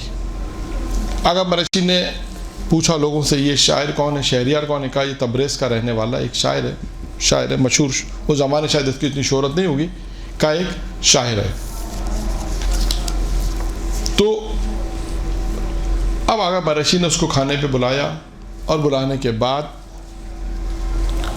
उससे ये पूछा, और पूछा नहीं बल्कि उससे कहा कि चंद वो शेर जो, क्योंकि वो जब शायर आया खाने पे बैठा तो उसे भी ताजुब तो हुआ कि आयतुल्लाह ने बुलाया, बिलाखिर कोई तो काम होगा, कोई तो वजह होगी। तो आयतुल्लाह माराशी ने चंद वो जो अशार उसने पढ़े थे कुछ उनको याद रह गए थे। वो बहुत मशहूर नज़म है, हुमायूं करके है, बहुत बड़ी मशहूर नज़म है, वो अमीरुल मोमिनीन की शान में उसने लिखी थी। तो कहा कि वो शेर तुम पढ़ो, वो शेर तुम पढ़ो। उस शायर ने खैर शेर तो पढ़े, लेकिन शायर ने एक बात कही। शायर ने ये कहा कि हुजूर ये मैं पढ़ तो दूंगा और पढ़ देता हूँ, लेकिन मेरा आपसे सवाल ये कि ये बताइए कि ये शेर मैंने 2 दिन पहले 3 दिन पहले लिखे हैं, आपको कैसे मालूम? आपको कैसे मालूम कि मैंने लिखे? अभी तो ये शेर बाजार मतलब मैंने तो पढ़े ही नहीं कहीं, ये तो 3 दिन पहले 2-3 दिन पहले लिखे हैं, अभी तो मैंने लिखे हैं और आपने उसकी मुझे 2-4 शेर का पढ़ने के लिए। तो अब मेरा आपसे ये सवाल है कि आपको कैसे मालूम कि मैंने ये शेर अली की शान में लिखे? अब देखिए है ना सवाल, एक शायर है, एक आयतुल्लाह है। तो आयतुल्लाह ने अपना पूरा ख्वाब बयान किया। क्या किया? अपना ख्वाब पूरा बयान किया। आयतुल्लाह ने उनसे कहा कि भाई मैंने इस तरह ख्वाब देखा था, पैगम्बर इस्लाम अमीरुल मोमिनीन से कह रहे थे कि अरब के लोगों से, अली से कहा जो अरब के लोग हैं, अरब के शायर, उनसे को कलाम पढ़े, और जो फ़ारस के रहने उनसे को। तो अली ने तुमसे मुखातिब होकर कहा कि शहरियार वो शेर पढ़ो जो तुमने मेरे लिए लिखे हैं, और तुमने ये नज़म जो है वो तुमने अली की शान में जो शेर लिखे थे वो तुमने पढ़े, जिसके 2-3 मिसरे मुझे याद थे तो मैंने पढ़ दिया। अब शायर ये कहता है, शायर ये कहता है कि जिस वक्त में शेर लिख रहा था उसी वक्त का वो वक्त था जब ये ख्वाब देख रहे थे। जब आगा मराशी ख्वाब देख रहे थे, ये वही वक्त था कि जब वो शेर लिख रहा था। दोनों का टाइम सेम था। एक बात, अच्छा ये बात यहाँ पे ख़त्म हो गई। उसने बता दिया कि हुजूर ये तो मैंने 3 रात पहले रात के वक्त लिख रहा था। तो आगा मराशी ने कहा इस रात तो मैं ख्वाब देख रहा था। एक शायर ने कलाम लिखा, एक आयतुल्लाह ने ख्वाब देखा। अब सवाल आपसे, इसमें हमारे लिए क्या पैगाम है? इस पूरे वाक़े में हमारे लिए क्या पैगाम है? अभी तक मेरी बात जो मैंने असल बात शुरू की थी वो तो अभी तक आई भी नहीं इसमें। اتنی اخلاص سے کیا کہ ڈائریکٹ اللہ کی بارگاہ میں قبول ہوا تقریباً یہ خواب میں آ ایک شاعر اتنی اخلاص سے بیٹھا اور جو آیت اللہ فراشی نجفی ہے یہ ان میں ہی اتنا اخلاص تھا کہ انہوں اخلاص خواب اخلاص سے دیکھا، یہ تو نہیں ہو سکتا. میں یہ نہیں کہہ رہا ان میں اتنا اخلاص تھا کہ اللہ نے ان کو پہلے ہی اعلان کر دیا کہ وہ یہ چیز مطلب لکھنے سے نہیں، وہ تو خواب میں آیت اللہ کا کیا کمال ہے؟ شاعر کا کمال ہے، شاعر کا کمال ہے، خلوص سے لکھا شاعر کے نہیں، وہ تو آپ نے بات کہہ دی کہ شاعر نے اتنے خلوص سے لکھا، وہ تو بات سمجھ میں آ گئی کہ ڈائریکٹ چلے آپ کی بات کہ ڈائریکٹ وہاں تک پہنچ گئے. ٹھیک ہے، اور ان کے ذریعے اس کو جو ہے پیغام پہنچا ٹھیک ہے. کہ تمہاری عبادت قبول ہوئی ہے. ٹھیک ہے، چلیں. اور یعنی اس میں جو ہم اپنے الفاظ میں ایک جملہ کہیں وہ کہوں گا میں، لیکن پہلے آپ لوگ اپنے ذہن تھوڑا سا دوڑائیں. یعنی اللہ یہ چاہتا تھا کہ ان کی مدح جس نے کی ہے وہ پتہ چلے. ہاں علی کے فضائل پتہ چلے لوگوں کو ہاں کہ وہ کس ٹھیک ہے. وہ تو اسے پڑھنے والے کا ہو گیا، لیکن اس میں ہمیں کیا درس ملتا ہے؟ یہ تو اس نے شاعر میں علی کی محبت میں شعر لکھ دیے، سب کو پتہ چل گیا، اچھی بات ہے. اس میں ہمارے لیے کیا درس ہے؟ یعنی اس میں ہمارے لیے کیا درس ہے؟ یعنی جب ہم کوئی بھی شخص اتنا خلوص سے عمل کرے گا تو اللہ پلٹا کے اس کو دنیا میں اتنی سے زیادہ عزت دے گا. تقریباً وہ پہنچ گئی ہیں. مطلب اس کو ہم اپنے الفاظ میں دیکھیں، اس میں ہم اپنے الفاظ میں کہیں کہ اگر انسان خلوص سے لکھے تو پہلے آل محمد سنتے ہیں، پھر دنیا والے سنتے سبحان اللہ. ہیں. اس کو اس طرح بیان کر، یہ اخلاص، یہ امیر المومنین. اور کیونکہ دیکھیں ولادت کا دن ہے تو اتفاق سے واقعہ بھی امیر المومنین کا تھا، یہ بھی امیر المومنین عطا کیا. اب دوسرا واقعہ بھی امیر المومنین کہ ایک عرب میں نجف اشرف کا واقعہ ہے، وہاں پر لوگ اپنی محبت سے لکھتے تھے. ایک غیر معروف شاعر، غیر معروف شاعر، جو شاعر جسے شاعری بھی شاید اتنی نہیں آتی تھی، اس نے 4 مصرے لکھے اور امیر المومنین کی زری میں ڈال دی. کیا کیا؟ 4 مصرے لکھے. کچھ روائی لکھی، لکھتے ہیں نا محبت. آج بھی ہم دیکھیں زری میں لوگ محبت میں کرتے ہیں تو کہ اظہار خیال جو ہم پیسوں سے کرتے تھے کہ مولا یہ زری مصرے ڈالنے کے بھائی عبادت قبول ہو جائے، نیت ہماری خلوص تھی کہ اس میں ایک اینٹ بھی اگر اس حرم میں اگر ہمارے پیسوں سے لگ جائے تو انسان خواہش ہوتی کہ اس لیے انسان وہاں دیتا ہے. تو اب اس زمانے میں تو شاعر تھا، اس کے بعد تو کچھ نہیں تھا. اس نے 4-5 مصرے 6 مصرے جو جتنا آتا تھا، معروف بھی نہیں تھا اتنا، لوگوں میں اتنی شہرت بھی نہیں تھی، اس نے لکھ کے ڈال دی. تو امیر المومنین نے کیا کیا اس کے جواب میں؟ قلدین، جو کیا کہتے ہیں، قلدین کہتے ہیں نا، جو فانوس وہ گرا ایک نیچے، وہ گرا نیچے. اس نے کہا یہ مجھے علی نے تحفہ دیا. خادم کھڑا ہوا تھا، کہا نہیں بھائی یہ ڈھیلی ہو گئی تھی، یہ ڈھیلی ہو گئی تھی، اسے گر گئی. دوبارہ لگا کے دیکھ لو، دوبارہ پھر گر گئی، پھر تیسری مرتبہ لگائی، پھر گر گئی. اب یہ بھی فیصلہ نہیں کر پا رہے خادم کے، ماجرا کیا سارا، لگاتے ہیں گر جاتی ہے. اپنی کہتا ہوں زمانے کے مرجے کے پاس پہنچے. جب مرجے کو سارا قصہ سنا، اس نے کہا امیر المومنین نے اسے یہ تحفہ دیا. سبحان اللہ. اچھا، اب یہ بات عرب میں مشہور ہو گئی. جیسے ابھی اگر آج ہمارے علاقے میں کوئی واقعہ اگر مشہور ہو جائے، ذریعے پہ کوئی چیز نورما ہو جائے تو ہر آدمی ہاں پہنچ جائے گا دیکھے گا. تو اچھا، اس زمانے میں جو بڑے بڑے شاعر تھے وہ سب ایکٹیو ہو گئے کہ بھئی ایک شاعر تھا، اس کو تو کوئی جانتا بھی نہیں، نہ تو اسے کوئی نہ مصرع کہنا آتا ہے، نہ اس نے مصرے کے اندر کوئی اسے نہ قافیہ کا اسے پتہ ہے، نہ اسے کچھ بھی نہیں معلوم. اسے تو اس نے تو 4-5 مصرے کچھ لکھ دیا، علی نے اسے قلدین دے دی. واہ بھائی. اب بڑے بڑے عرب کے بڑے بڑے شاعر آئے، بڑے بڑے شاعر جنہوں نے بڑے بڑے دیوان امیر المومنین کی شان میں لکھے اور زری میں ڈال دیے. قلدین تو کیا کہتے ہیں کہ ایک بلب بھی نہیں گرا ان کے لیے. اب وہ لکھ رہے ہیں قلدین کہتے ہیں نا، فانوس کہتے ہیں، فانوس تو کیا ایک بلب بھی نہیں گرا. اب بڑے بڑے شاعر دیوان لکھ رہے ہیں، آ رہے ہیں اور زری میں ڈالتے جا رہے ہیں. ایک شاعر کے خواب میں کہتے ہیں امیر المومنین آئے، بڑے شاعر کے خواب میں، بڑے خواب. امیر المومنین نے امیر المومنین سے شکوہ کیا، شکایت کی کہ مولا یہ بات تو کنفرم ہو گئی کہ آپ کو شاعری کا ذوق نہیں. کیوں؟ ارے مولا اس نے کیا 4 مصرے لکھ دیے، اس کو کیا آتا ہے؟ ہم ہیں شاعر، عرب کے بڑے شاعر، ہمیں دیکھیے ہمیں لکھنا آتا ہے، فصاحت و بلاغت کے شعر ہم نے لکھے، بڑے بڑے دیوان لکھ کے ڈالے، آپ نے کچھ بھی نہیں دیا. اب سنیے علی کا جواب، یہ ہے جواب جو ہمارے موضوع سے مربوط ہے. امیر المومنین نے کیا کہا؟ امیر المومنین نے کہا کہ اس نے شعر میرے لیے لکھے تھے، تم شعر اور دیوان لکھ رہے ہو کہ دین کے لیے لکھ رہے ہو، یہ فرق ہے دونوں میں. تم فانوس کے لیے لکھ رہے ہو، تمہارے لکھنے میں اور ان کے لکھنے میں یہ فرق ہے. دیکھیں وہ یہ چیزیں اخلاص سے لکھیں. جب بھی کام آپ اخلاص کے ساتھ انجام دیں گے وہ پائے تکمیل تک پہنچے گا. ہو سکتا ہے شاید دیر میں پہنچے لیکن پہنچے گا. اخلاص ضرور رنگ لاتا ہے، بس شرط ہے کہ انسان اخلاص ہونا چاہیے. تو دیکھیں کیا نصیحت کی پیغمبر اسلام، کس کو نصیحت کر رہے ہیں؟ امیر المومنین. کیا نصیحت کی؟ یا علی جب تم دیکھو لوگ کثرت عمل میں، لوگوں کو پاؤ کثرت عمل، جب لوگ مصروف ہو جائیں تو اخلاص کا نمونہ بن جاؤ. انسان اپنے آپ کو اخلاص کا نمونہ بن جائے. دیکھیں اخلاص سے کام انجام دے. ہو سکتا ہے مشکل ہو، پریکٹیکل طور پہ بہت سے کام ہو سکتا ہے شاید مشکل ہو، لیکن اس کا فائدہ ہے. اخلاص کے 2 مثالیں میں نے آپ کے سامنے دی، کئی مثالیں اور بھی ہیں لیکن 2 مثالیں کافی ہیں. کہ دیکھیں اخلاص سے اگر کام ہوگا تو دونوں واقعات امیر المومنین کے ہیں اور دونوں چیزیں امیر المومنین سے مربوط ہیں. کہ وہاں پر بھی امیر المومنین نے کیا کہا کہ اس نے کہ علی کے لیے لکھے تھے امیر المومنین کے اخلاص میں. تو شاید جب لکھتا ہے اخلاص کے ساتھ ہوگا تو پہلے آل محمد سنیں گے پھر لوگ سنیں گے. اور یہاں پر بھی یہ کہ اخلاص کے ساتھ تھا تو امیر المومنین اسے اسی دنیا میں اجر اس کا تحفہ یہ ہے اخلاص. اور آخری روایت کا ٹکڑا یہ ہے کہ پیغمبر کہتے ہیں یا علی جب تم دیکھو لوگوں کو کہ لوگ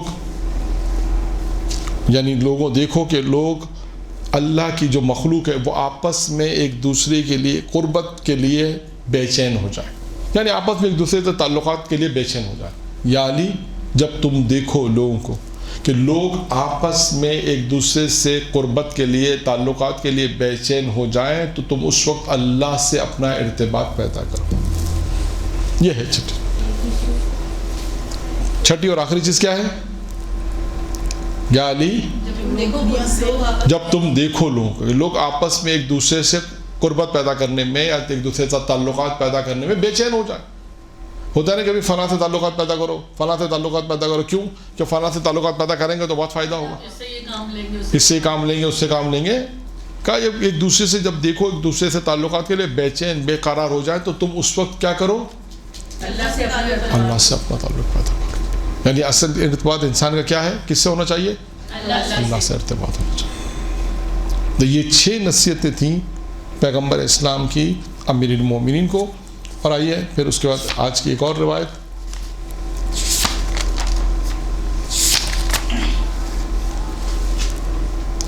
یہ روایت جو ہے یہ ہے یہ بھی 6 چیزوں سے مربوط ہے.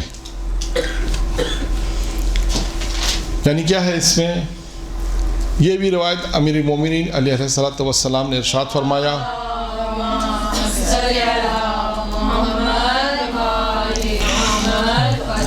جو شخص 6 چیزوں کو اپنے اندر جمع کر لے،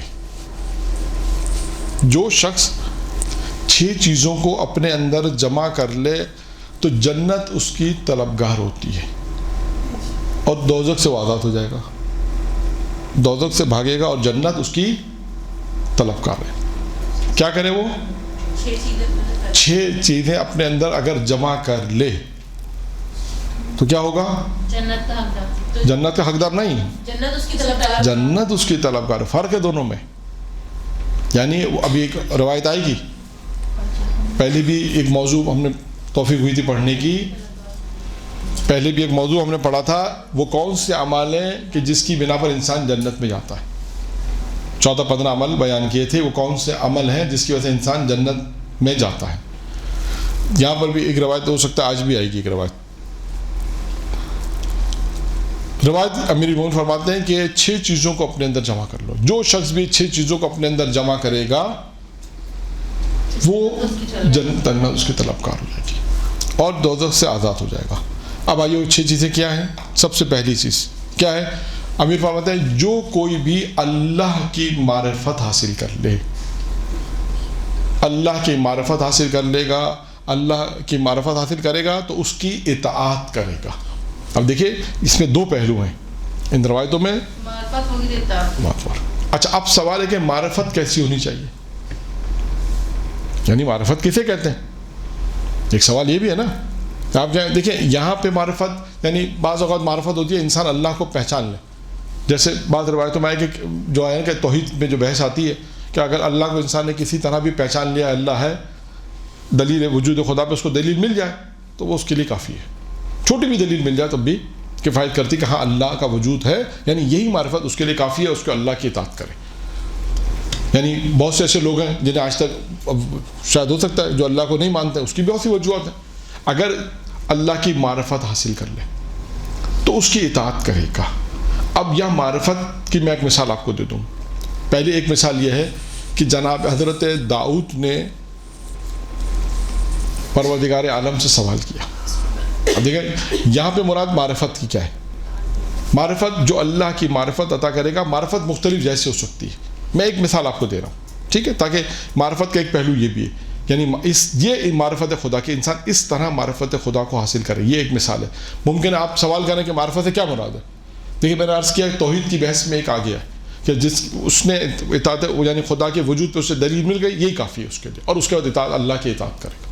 یہاں پر بھی یہی ہے کہ وہ شخص جسے اللہ کی معرفت. اب معرفت سے کیا مراد؟ آئیے جناب داؤد کا قصہ. جناب داؤد نے پروردگار سے سوال کیا، کیا خداوندہ جنت میں میرا پڑوسی کون ہوگا؟ سنا ہوا قصہ آپ نے؟ کون سا قصہ ہے؟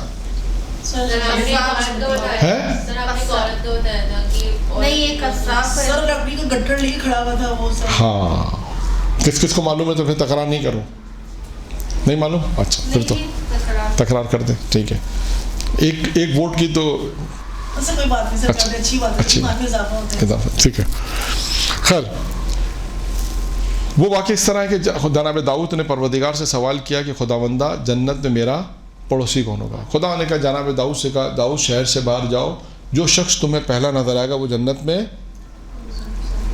تمہارا پڑوسی ہوگا. پڑوسی ہو. جناب داؤد نکلے شہر سے باہر، کیا دیکھا؟ جناب متا، جناب یونس کے والد جناب متا ہیں. کیا دیکھا انہوں نے؟ دیکھا کہ لکڑیاں انہوں نے اپنے سر پہ رکھی ہوئی ہیں. پھر اس کے بعد انہوں نے دیکھا کہ گاہک آیا، انہوں نے لکڑیاں اس کو فروخت کیں. فروخت کرنے کے بعد جو رقم اسے ملی وہ واپس آ رہے تھے. تو جناب داؤد نے ان سے کہا کہ میں آپ کا مہمان بننا چاہتا ہوں. کیوں مہمان بننا چاہتے تھے؟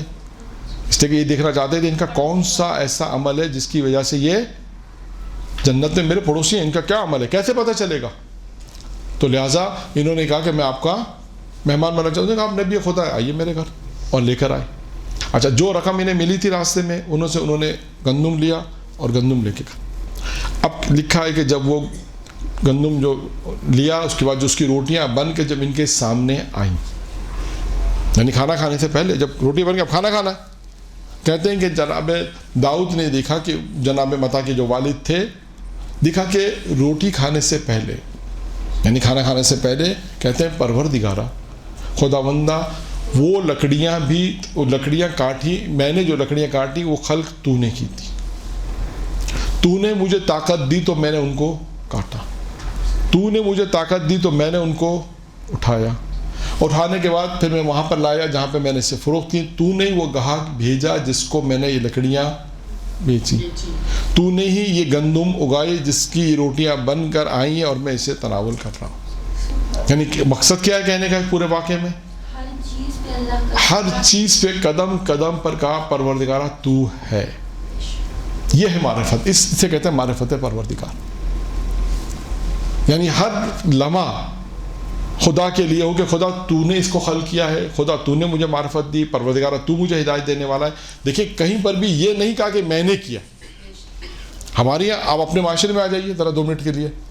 کسی نے بہت اچھا گھر بنا لیا، چلیں اچھی بات ہے، 20 سال 30 سال میں کاروبار اچھا کر لیا، تو کیا کہتا ہے کہ آپ کو جب دعوت دے گا اپنی فیملیز میں دعوت دیتا ہے تو کیا کہتا ہے، یا ہمیں بلاتا ہے تو کیا کہتا ہے کہ بلا یہ گھر ہم نے بڑی محنت سے 20 سال میں بنایا، بڑی محنت لگ گئی اس گھر بنانے میں، یہ کاروبار ہم نے 20 سال کا ہم نے آج آپ کاروبار ہمارا دیکھ رہے ہیں 20 سال لگ گئے، 15 سال لگ گئے اس کاروبار کو سیٹ ہونے میں، اب جا کر ہم اچھی حالت میں. جبکہ کہنا کیا چاہیے؟ کہنا یہ چاہیے کہ اللہ نے جو ہمیں طاقت دی تو ہم نے یہ بنایا. بیچ میں اللہ آنا ضروری ہے، یہ زندگی میں آپ لے آئیں، ہر کام میں اللہ کو لے کر آنا چاہیے. اللہ نے ہمیں اس قابل کیا کہ ہم دوسروں کی ہدایت کر رہے ہیں. آپ مدرسے میں پڑھنے کے بعد جائیں تبلیغ کریں، کوئی بہت اچھا درس آپ نے دے دیا थोड़ी सी अच्छी वाह होगी तो आप कहेंगे अरे बड़ी मेहनत से पढ़ा हमने, इतना आसान नहीं, हम बहुत मेहनत से पढ़ते थे, बहुत दर्स लिखते थे जा जाके। ये नहीं, बल्कि आप कहें कि अल्लाह ने हमें तौफीक दी तो हमने काम किया। ये याद रखें, चाहे तदरीस में हो, चाहे मजलिस पढ़ने में, अच्छी मजलिस पढ़ ली, हो सकता है अच्छी मजलिस पढ़े, अच्छे वाक़यात पढ़ लिए, लोग तारीफ़ करेंगे, तारीफ़ करते हैं लोग, तो उस वक्त जब तारीफ़ हो तो खुदा का शुक्र अदा करें, 2 रकात नमाज शुक्राना पढ़ें कि खुदावंदा का शुक्र करें, परवरदिगारा जो हमने पढ़ा तो तूने तो कबूल किया, इंशाअल्लाह लोगों ने भी इसको पसंद किया, ये खुदा का शुक्र अदा करें, तारीफ़ हो।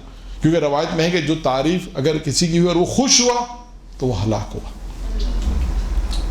अब इसकी क्या मफ़हूम है वो अपने अलग माना पे, लेकिन ज़ाहिरी एतबार से जो तो ये कि इंसान, ये मारिफत परवरदिगार इस तरह ये है मालूम, यानी अपनी ज़िंदगी के हर लम्हे में इंसान खुदा को लेकर आएगा कि खुदा ने मुझे खल्क़ किया है, खुदा मुझे रोज़ी देने वाला है, खुदा मुझे तरक्की देने वाला है, खुदा ने मुझे दिया, खुदा ने मुझे इस मकाम तक पहुँचाया है, खुदा ने हमें तौफीक दी तो हम यहाँ तक पहुँचे हैं। कभी इंसान ये ना कहे कि काम मैंने किया है, या हमने अपनी मेहनत से किया, ये काम हमने अपनी ताकत से किया। उनसे पूछेंगे अच्छा आपने अपनी ताकत से किया, आपको ताकत दी किसने? ये अल्लाह ने।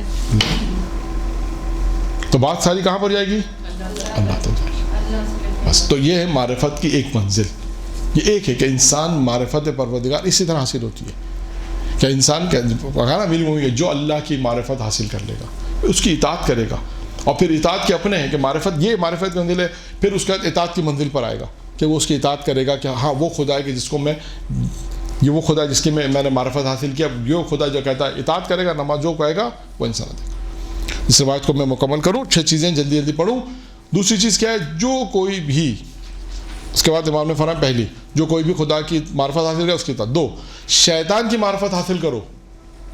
हाँ हाँ, मैं हैरान की क्या बात है, ताकि आपको पता चले, तो आपको पता चले बहकागा कैसे। मारिफत से मुराद यहाँ पर उसको पहचानो। हाँ, अगर आपको शैतान क्यों बहकाता, अभी आपको भी शैतान क्यों बहकाता है? इसलिए कि आपको उसको गुर नहीं मालूम। हमारे उस्ताद ने यही कहा कि शैतान हमें क्यों धोखा दे देता है, इसलिए कि वो उसके चाल हमें नहीं मालूम। तभी तो रवायत में है कि शैतान को भी पहचानो, शैतान किस तरह बहकाता है उसको पहचानना है। आप मीज़ानुल हिकमा, किताब का नाम है मीज़ानुल हिकमा, उसमें जो है जिल्द नंबर 5 या 6 में जाएँ, वो लफ्ज़ शीन से जो चीज़ है ना, जैसे हुरूफ किताब में जाएँ शैतान, आप फहरिस्त में देखें शैतान, फिर आप उसकी रवायतें पढ़ें, आपको उसमें वो मिलेगा। खुद शैतान ने जनाब ईसा से गुफ्तगू की, जनाब मूसा से गुफ्तगू की, और ये उनको बताया कि मैं कैसे बहकाता हूँ। जब पूछा उनसे तो उन्होंने बयान किया। तो लिहाजा आपको भी, आपसे मुराद हम सबको भी जो है वो अपने इंसान का सबसे बड़ा दुश्मन कौन है? शैतान। उसी का आपको नहीं मालूम तो कैसे पता चलेगा? बहुत दफ़ा ऐसा होता है कि इंसान बहुत अच्छा काम करना चाहता है, शैतान आता है, शैतान आके बहकाता है। ये इंसान की मारिफत हासिल होनी चाहिए इंसान को, क्या नहीं ये शैतान है, ये शैतान है जो बहका रहा है। आयतुल्लाह दस्तगीर ने अपनी किताब में एक लतीफ़ा लिखा है, लतीफ़ा कह लीजिए, एक वाक़या कह लीजिए, कि एक मौलाना साहब ये मजलिस पढ़ रहे थे कि राय खुदा में दो, नेक काम करो, अगर तुम नेक काम करोगे तो शैतान ज़रूर बहकाएगा। क्या कहा? शैतान ज़रूर तुम्हें बहकाएगा, शैतान आएगा ज़रूर तुम्हारे रास्ते में, ज़रूर आएगा। ये एक शख्स अपने दोस्तों के साथ ये बात सुन रहा था कि मौलाना ये नसीहत कर रहे हैं। कहा मैं चेक करता हूँ शैतान आता है नहीं आता। अब इन्होंने कहा है आएगा तो कैसे आएगा।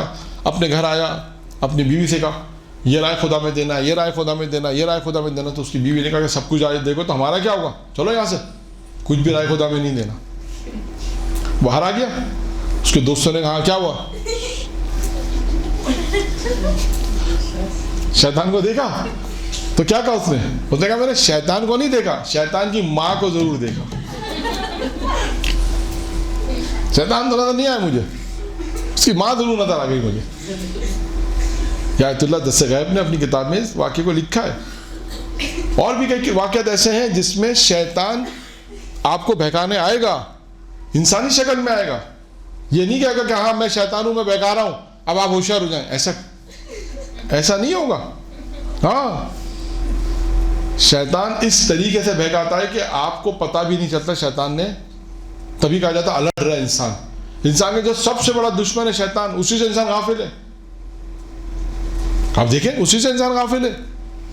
اور یہ ساری مثالیں آپ کو اپنی معاشرے میں ملیں گی شیطان کے بہکانے کی. شیطان کہاں بہکائے گا؟ دنیا میں بہکائے گا, اسی معاشرے میں جہاں ہم زندگی بسر کرتے ہیں وہیں بہکائے گا. تبھی تو اس نے خدا سے کہا تھا کہ میں وقت معلوم تک تو نے مجھے نکالا اپنی بارگاہ سے, میں تیری مخلوق کو وقت معلوم تک بہکاؤں گا.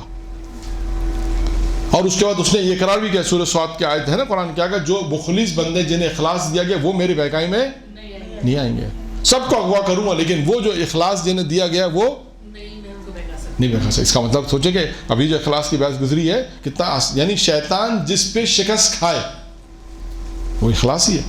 اس سے اندازہ کریں کہ شیطان چھوڑنے والا نہیں ہے, یعنی وہ اخلاص کے اوپر شکست کھا رہا ہے. اس کا مطلب وہ کام کتنا مشکل ہوگا, انسان کتنے لوگوں سے اپنے اس عمل کو بچائے گا کہ خالصتاً للہ, اللہ کے لیے کرے. اب جیسے وہ بہلول, اس کا بہلول کا واقعہ ہے, ہارون رشید نے مسجد بنوائی, مشہور واقعہ ہے نا, ہارون نے مسجد بنوائی تو بہلول نے کیا کہا, سنا ہے نہیں سنا آپ نے؟ مسجد کا واقعہ مشہور ہے کہ جب مسجد بن رہی تھی تو بن گئی تو ہارون نے کہا, بہلول نے کہا بادشاہ سے, ہارون سے کہا بھائی اس پہ میرے نام کی تختی لگا دو. بادشاہ نے کہا نہیں یہ نہیں ہو سکتا, تختی تو ہمارے نام کی لگے گی اس لیے کہ ہم نے مسجد بنائی ہے. اس نے کہا اللہ کے لیے بنائیں گے, کیا فرق پڑتا ہے, فرشتے تو غلطی نہیں کریں گے نا. کہا نہیں تختی تو ہمارے نام کی لگے گی. تو کیا ہے پھر انسان کا اخلاص, فرق کیا پڑتا ہے. اب یہ سب پریکٹیکلی زندگی میں بہت سے ایسے کام ہیں. آپ نے مدرسہ بنایا, بہت اچھا بنایا, بہت سا کام کیا, اب کوئی ایسی چیز آ جائے, اللہ جانتا ہے کہ آپ نے, بہت اوقات ہوتا ہے کہ انسان اس لیے نہیں دیتا کہ ہو سکتا ہے اس نظام کو خراب کر دے, بعض اوقات کسی اور وجہ سے. تو اخلاص بھی انسان کو چیک کرنا. اب دیکھیں یہاں پر کیا ہے, کون فرماتا ہے, امیر فرماتا ہے شیطان کو پہچانو, شیطان کو پہچانو, اور جب اسے پہچان لیا تو پھر اس کی مخالفت کرو, وہاں اللہ کی معرفت حاصل کرو اور اس کی اطاعت کرو. یہاں پہ کیا کہا, جب شیطان کو پہچانو, اب خود سوچیں, مخالفت کرو. سب سے بڑا مسئلہ یہاں پر یہ کہ شیطان کو پہچانیں گے کیسے. یہ انسان کے اندر کوالٹی پیدا ہوتی ہے روایت پڑھ کے, ائمہ کی حدیث پڑھ کے, واقعات پڑھ کے. جب انسان فیلڈ میں آتا ہے, پریکٹیکل فیلڈ میں آتا ہے, تو اسے جب بہت اوقات اس کی سمجھ میں نہیں آتا کہ یہ شیطان مجھے کیسے بہکا رہا ہے, یہ خود ایک ایسے ایسے انسان میں مہارت پیدا ہوتی ہے. خیر آئیے ایک روایت میں آپ کے سامنے پیش کرتا ہوں جس میں پیغمبر اسلام نے یہ روایت, جس میں پیغمبر نے ارشاد فرمایا کہ یہ چیزیں ہیں جو میں اب بیان کرنا چاہ رہا ہوں, کہ یہ وہ چیزیں ہیں کہ انسان کو, تم شیطان کو شکست دے دو. پیغمبر سے بات ایک شخص آ کے کہتا ہے مجھے نصیحت کرے, وہ نصیحت کریں جو مجھے, وہ چیزیں جو مجھے جنت میں لے جائیں. کیا کرے, وہ چیزیں جو مجھے جنت میں لے جائیں. یہ روایت میں نے اس والے درس میں بھی بیان کی تھی, آج سے شاید 1.5-2 سال پرانا درس تھا, اب نہیں معلوم آپ کا بیچ تھا, کون سا بیچ تھا, کہ جس میں وہ موضوع تھا کہ وہ کون سے اعمال ہیں جو انسان کو جنت میں پہنچاتے ہیں. یہ اس میں بھی یہ روایت ہے. اور یہاں پہ کیونکہ اس کو اس عنوان سے بیان کیا کہ اس میں پیغمبر نے کہا کہ شیطان پر تمہارا غلبہ ہو جائے گا, شیطان پہ تمہاری کامیابی حاصل ہوگی. تو موضوع ہمارا شیطان ہے, تو لہٰذا اس کو اس عنوان سے بھی ہم بیان کر سکتے ہیں کہ شیطان پہ اگر آپ کو کامیابی حاصل کرنی ہے, تسلط حاصل کرنا ہے, پھر انشاءاللہ موقع ملے گا. تو ایک اور روایت بھی جناب عیسیٰ کے زمانے کی, وہ 7 عمل ہے, کہ وہ کون سے 7 عمل ہیں, کہ خود جناب جب عیسیٰ نے اس خاتون سے پوچھا تو ایک پورا واقعہ ہے, اس میں جب خاتون نے وہ 7 عمل بیان کیے تو اس وقت بھی جناب عیسیٰ نے یہ کہا تھا کہ یہ 7 عمل وہ ہیں کہ جس کے اندر یہ 7 عمل ہوں گے شیطان اسے نہیں کر سکتا, شیطان اس پہ اس کا شیطان پہ تسلط نہیں چلے گا. اب اس وقت ہمارا کیا کام ہے کہ ہم اپنے آپ کو ایسا رکھیں. اس کی مثال میں آپ کو دوں, خدا نہ خواستہ اگر آج کل اگر آگ لگنے سے محفوظ رکھنے کے لیے انسان اگر جو چیز پہنتا ہے جس سے آگ, ہاں جو تو گولی لگنے کے لیے آگ کی بات ہو رہی ہے, آگ اگر آگ لگنے کے لیے بہت سی چیزیں ایسی آتی ہیں, کچھ چیز پہنا جاتی ہے جس سے آگ انسان کی جسم پر نہیں لگتی, سیف انسان. اسی طرح آپ کون سے ایسے عمل ہیں کہ جو شیطان کو بہکانے سے, کون سے ایسے عمل ہیں جس سے شیطان پہ ہم تسلط کے شیطان ہمیں نہیں بہکائے. نمبر 1, جب پیغمبر سے اس نے کہا اللہ کے رسول مجھے آپ یہ بیان کریں کہ وہ کون سے عمل ہے جو مجھے جنت میں پہنچا دیں, تو اس وقت اللہ کے رسول نے کہا نمبر 1 بھوکے کو کھانا کھلانا, پیاسے کو پانی پلانا. 2 نیکی کا حکم دینا, امر بالمعروف, نیکی کی طرف لوگوں کو ہدایت کرنا, نیکی کی دعوت دینا. 4 کیا ہے, برائی سے روکنا. پیغمبر نے کہا یہ 4 کام بہت مختصر بیان کی, بھوکے کو کھانا کھلانا, پیاسے کو پانی پلانا, نیکی کی طرف دعوت دینا اور برائی سے روکنا. پھر اللہ کے رسول نے کہا اگر ان 4 چیزوں کی طرف آپ نے ساتھ کہا نہیں، وہ ساتھ والا تو ایک صرف ضمنی کہا تھا کہ وہ پھر کسی دن بیان کریں گے، وہ پھر کسی موقع پہ بیان کریں گے. وہ 7 کون سے عمل ہے؟ وہ خاتون کی روایت ہے جناب عیسیٰ کے زمانے کی، کہ وہ کون سے 7 عمل ہیں کہ جس پر شیطان، اگر وہ اس کو جناب عیسیٰ نے کہا کہ وہ یہ 7 عمل ایسے ہیں جس پہ شیطان کا تسلط نہیں ہوگا. یہ 7 صفتیں اگر پیدا ہو جائیں اس میں، اب یہ روایت الگ ہے جس میں پیغمبر کا شخص آ کے کہتا ہے اللہ کے رسول مجھے ایسے عمل بتائیں کہ میں جنت میں جاؤں، تو اللہ کے رسول نے کہا بھوکے کو کھانا کھلاؤ، پیاسے کو پانی پلاؤ، اور اچھائی کی دعوت دو، برائی سے رکو. اس کے بعد پیغمبر نے کہا اگر ان چیزوں کی توان نہیں رکھتے، یعنی قدرت نہیں رکھتے ان کام کی، تو کہا کہ اپنی زبان کو کنٹرول رکھو، سوائے نیکی اور خیر کے کچھ بھی اس سے صادر نہیں ہونا چاہیے. کہ اگر ان 4 چیزوں کی توان نہیں رکھتے تو یہ اپنی زبان کو کنٹرول کرو، اپنی زبان کو قابو میں لاؤ، اور زبان کو قابو میں لاؤ اور سوائے اچھائی اور خیر کے اس سے کوئی چیز نکلنی نہیں چاہیے. پھر پیغمبر نے کہا کہ یہ 5 یعنی چیزیں، یعنی یہ وہ چیزیں ہیں کہ جو تمہیں میں نے بیان کی ہیں تو تم شیطان اسی صورت میں تم شیطان پر کامیابی حاصل کر سکتے ہو. یہ 5 چیزیں بیان کی جس پر انسان شیطان پہ تسلط حاصل کر سکتا ہے. ٹھیک ہے، کتنی چیزیں بیان ہو گئی؟ نہیں، یہ تو 4-5 چیزیں ہے نا. ٹائم تو ہے نا، کتنا؟ 10 منٹ. تو 10 منٹ میں ہو جائے گی انشاءاللہ. ہاں، مجھے بھی روایت مکمل کرنی ہے انشاءاللہ.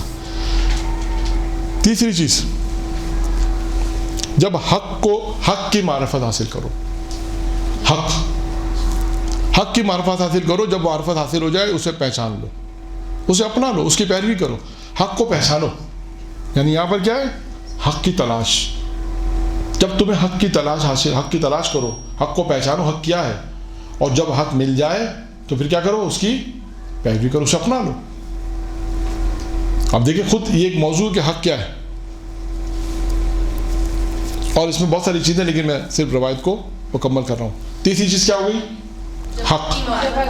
ہاں، یعنی حق کی تلاش، جستجو، یعنی حق کو تلاش کرو، جستجو کرو، حق کی معرفت حاصل کرو، حق کو پہچانو، اور جب حق مل جائے، حق کی پہچان ہو جائے کہ ہاں یہ حق ہے، تو پھر اس کی پیروی کرو، اسے قبول کر لو، اپنا لو.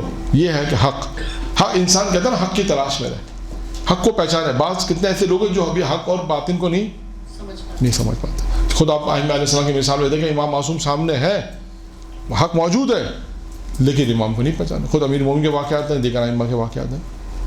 پھر اس کے بعد چوتھی چیز کیا کہی؟ باطن کو پہچانو. باطن کی بھی تمہیں معرفت ہونی چاہیے. باطل حق کے مقابلے میں کیا تھا؟ باطل کو پہچانو. جب پہچان لیا کہ یہ باطل ہے، یہ حق پر نہیں ہے، تو اس سے پرہیز کرو. دیکھیے یہ وہ چیزیں ہیں جو امیر المومنین فرماتے ہیں کہ وہ چیزیں ہیں کہ انسان کے اندر اگر صلاحیت پیدا ہو جائے، یہ چیزیں آ جائیں تو جنت طلبگار ہے. جنت یہ کہتی ہے کہ یہ شخص میرے اندر آئے، میں اس ایسے شخص کی طلبگار ہوں کہ جس میں یہ چیزیں پائی جائیں. نمبر 4 کیا ہے؟ باطل کو پہچانو. یعنی اس کی معرفت کا لفظ تو سب جگہ آ سکتا ہے. پہچانو، یہی معرفت حاصل کرو، تاکہ جب تمہیں اچھا باطل پتہ چل گیا یہ باطل ہے تو پھر کیا کرنا ہے؟ اس سے پرہیز کرو، اس سے دوری اختیار کرو. حق مل جائے تو اس کی پیروی کرنی ہے، حق کی تلاش کرو، جستجو کرو حق کی. جب حق مل جائے تو اس کی پیروی کرو، اسے حاصل کر لو. باطل کو بھی پہچانو، جب باطل پتہ چل جائے کہ یہ باطل ہے تو اس سے اپنے آپ کو پرہیز کرو، دوری کنارہ اختیار کرو، دوری اختیار کرو، پرہیز کرو. اور 5ویں چیز کیا ہے؟ دنیا کو پہچانو. دنیا کو پہچانو، اس کی بھی معرفت حاصل کرو. کیوں اس کی معرفت حاصل کرنی ہے؟ جب اس کی پتہ چل جائے یہ دنیا ہے اور یہ اس کی معرفت حاصل ہو جائے تو پھر کیا کرنا ہے؟ اس سے دوری اختیار کرنی ہے، اس سے بھی دوری اختیار کرنی ہے. ابھی دیکھیں پچھلی گفتگو میں دنیا کے متعلق گفتگو آ گئی تھی، دنیا کے متعلق باتیں آ گئی تھی. دنیا کو بھی پہچانو، اس کی بھی معرفت حاصل کرو. دیکھیں ہر چیز کی معرفت میں آ رہا ہے. کیوں؟ جب تک ہمیں جیسے اللہ کی معرفت، اس کے اللہ کے مقابل میں کون ہے؟ شیطان.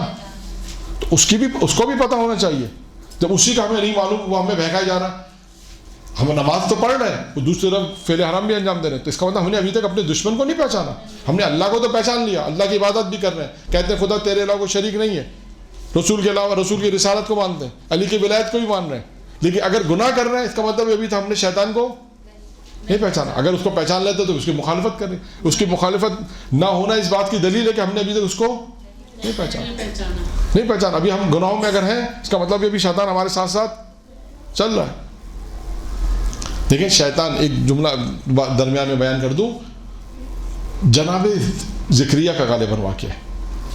جناب زکریا کے پاس جب شیطان آیا اور گفتگو ہوئی تو ایک سوال جناب نبی خدا نے ایک سوال پوچھا, شیطان سے سوال پوچھا کہ میرا کون سا ایسا عمل ہے جو تجھے خوش کرتا ہے.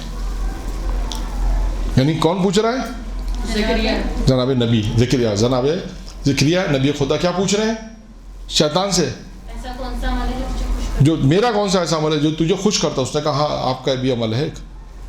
اب نبی خدا پریشان ہوگا, میرا کون سا ایسا عمل ہے کہ آپ جب افطار کرتے ہیں اور افطار جب کرتے ہیں تو پیٹ بھر کے افطار کرتے ہیں, اور آپ جب آپ عبادت میں جو تھوڑی سستی کرتے ہیں نا, یہ تھوڑی سستی مجھے بہت خوش کرتی ہے. یہ آپ کی عبادت میں تھوڑی سی جو سستی ہے نا, آپ پیٹ بھر کے افطار کرتے ہیں, افطار کی وجہ سے آپ عبادت میں تھوڑی سی سستی کرتے ہیں کہ چلو تھوڑی دیر بعد ابھی میں عبادت, یہ تھوڑی سی سستی مجھے بہت خوش کرتی ہے.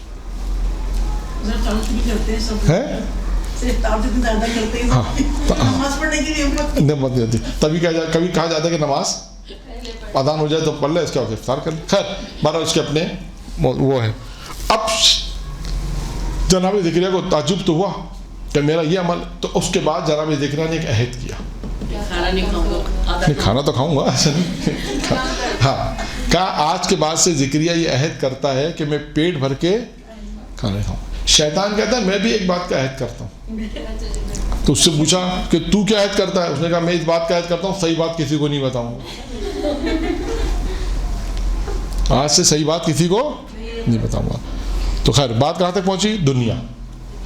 5 چیزیں ہوئی. دوسری چیز ہم یہاں سے چل رہے تھے, پہلی خدا کی معرفت, دوسرا شیطان, تیسرا کیا تھا حق کی معرفت حاصل کرو, چوتھا باطل کو پہچانو تو اس سے پرہیز کرو, چھٹا ہاں دنیا کی معرفت اور دنیا کو پہچانو. جب دنیا کو پہچان لو کہ دنیا یعنی دھوکہ دینے والی ہے, جب یہ پہچان, دنیا کو پہچاننے سے کیا مراد ہے کہ یہ دھوکہ دینے والی ہے. یعنی انسان کو یہ بھی پتہ ہونا چاہیے. جیسے ہم اپنی زندگی میں ایک مثال دوں, آپ کو نہیں کہتے اپنے دوست کی پہچان نہ کرو, بڑے بزرگ کہتے ہیں نا کہ بھائی آپ کس کے ساتھ اٹھ رہے بیٹھ رہے ہیں, آپ کو اپنے دوست کی پہچان ہونی چاہیے. اسی طرح کہتے ہیں اپنے دشمن کی بھی پہچان رکھو, کون خدا نخواستہ تمہیں نقصان پہنچا سکتا. اسی طرح یہاں پر بھی ہے کہ دنیا کی پہچان, دنیا کی معرفت سے کیا مراد ہے؟ دنیا کی پہچانو اس کو, یہ تمہیں دھوکہ دینے والی ہے. ایسا تو نہیں ہم دنیا میں آرام سے اس کے ساتھ جو دنیا کر رہی ہے ہم بھی کر رہے ہیں, جیسے لوگ کر رہے ہیں. اب دنیا سے مراد دنیا کیسے دھوکہ دے گی؟ دنیا تو آپ کو آگے دھوکہ نہیں دے گی. یعنی دنیا سے مراد یہ لوگ, یہ معاشرہ, یہ سماج, یہ ساری چیزیں, یہ مال دولت شہرت, یہ کیسے آپ کو دھوکہ دے گی؟ یہ دنیا سے مراد یہ ساری چیزیں جو آپ کو دھوکے میں لے کر آئے گی. تو کہا اس کو پہچانو, اس کی معرفت حاصل کرو. پھر فرماتے ہیں یہ دنیا کو پہچان لو. جب دنیا کو پہچان لو, اس کی معرفت حاصل کرو, جب پتہ چل جائے کہ ہاں یہ دنیا ہے, اب ہم نے سمجھ لیا کہ دنیا ہے, تو پھر کیا کرو, اس سے دوری اختیار کرو. ایسا نہ ہو کہ ہم جو دنیا کے اندر رہ تو رہیں, اس کی بھی شہرت میں, اس کی جو خوبصورت چیزیں ہیں جو دنیا کے اندر جو کہا جاتا ہے, جو سبھی امیر پیغمبر اسلام نے دیکھے نا, کہا نا امیر ملک کی دنیا کی زیب و زینت میں مت پڑو علی. جب تم دیکھو لوگ دنیا کی زیب و زینت مشغول ہو جائیں, تم آخرت کی زیب و زینت میں لگ جاؤ. اسی طرح یہاں پر دنیا کو پہچانو. اس کی وجہ یہ ہے کہ اس کو پہچاننے کی وجہ تمہیں یہ دھوکہ نہ دے دے. آج ہماری وجہ یہی ہے گناہ کرنے کی. خدا سے دعا کریں پروردگارہ ہم سب کو گناہوں سے محفوظ رکھے. لیکن وجہ یہ کہ انسان سے جو غلطیاں ہوتی ہیں, سرزد ہوتی ہے, اس کی وجہ کہ ہم اس دنیا کو نہیں پہچانتے, شیطان کو نہیں پہچانتے. وہ آ کے ہمیں دھوکہ دے دیتا ہے, وہ آ کے ہمیں بہکا دیتا ہے. دنیا کو بھی نہیں پہچانتے, جس کی وجہ سے ہم اس کے دھوکے میں آ جاتے ہیں. اور آخری چیز کیا ہے؟ آخری چیز ہے آخرت کی معرفت حاصل کرو. دنیا کے مقابل میں کیا ہے؟ آخرت کی معرفت حاصل کرو اور اسے پہچانو. اور جب اسے پہچان لیا کہ یہ آخرت ہے, تو اس کی جستجو میں لگ جاؤ, اس کی تلاش میں لگ جاؤ. پھر آخرت کو تلاش کرو. دیکھو آخرت میں کیا ملنے والا ہے, دیکھو آخرت کیا ہے.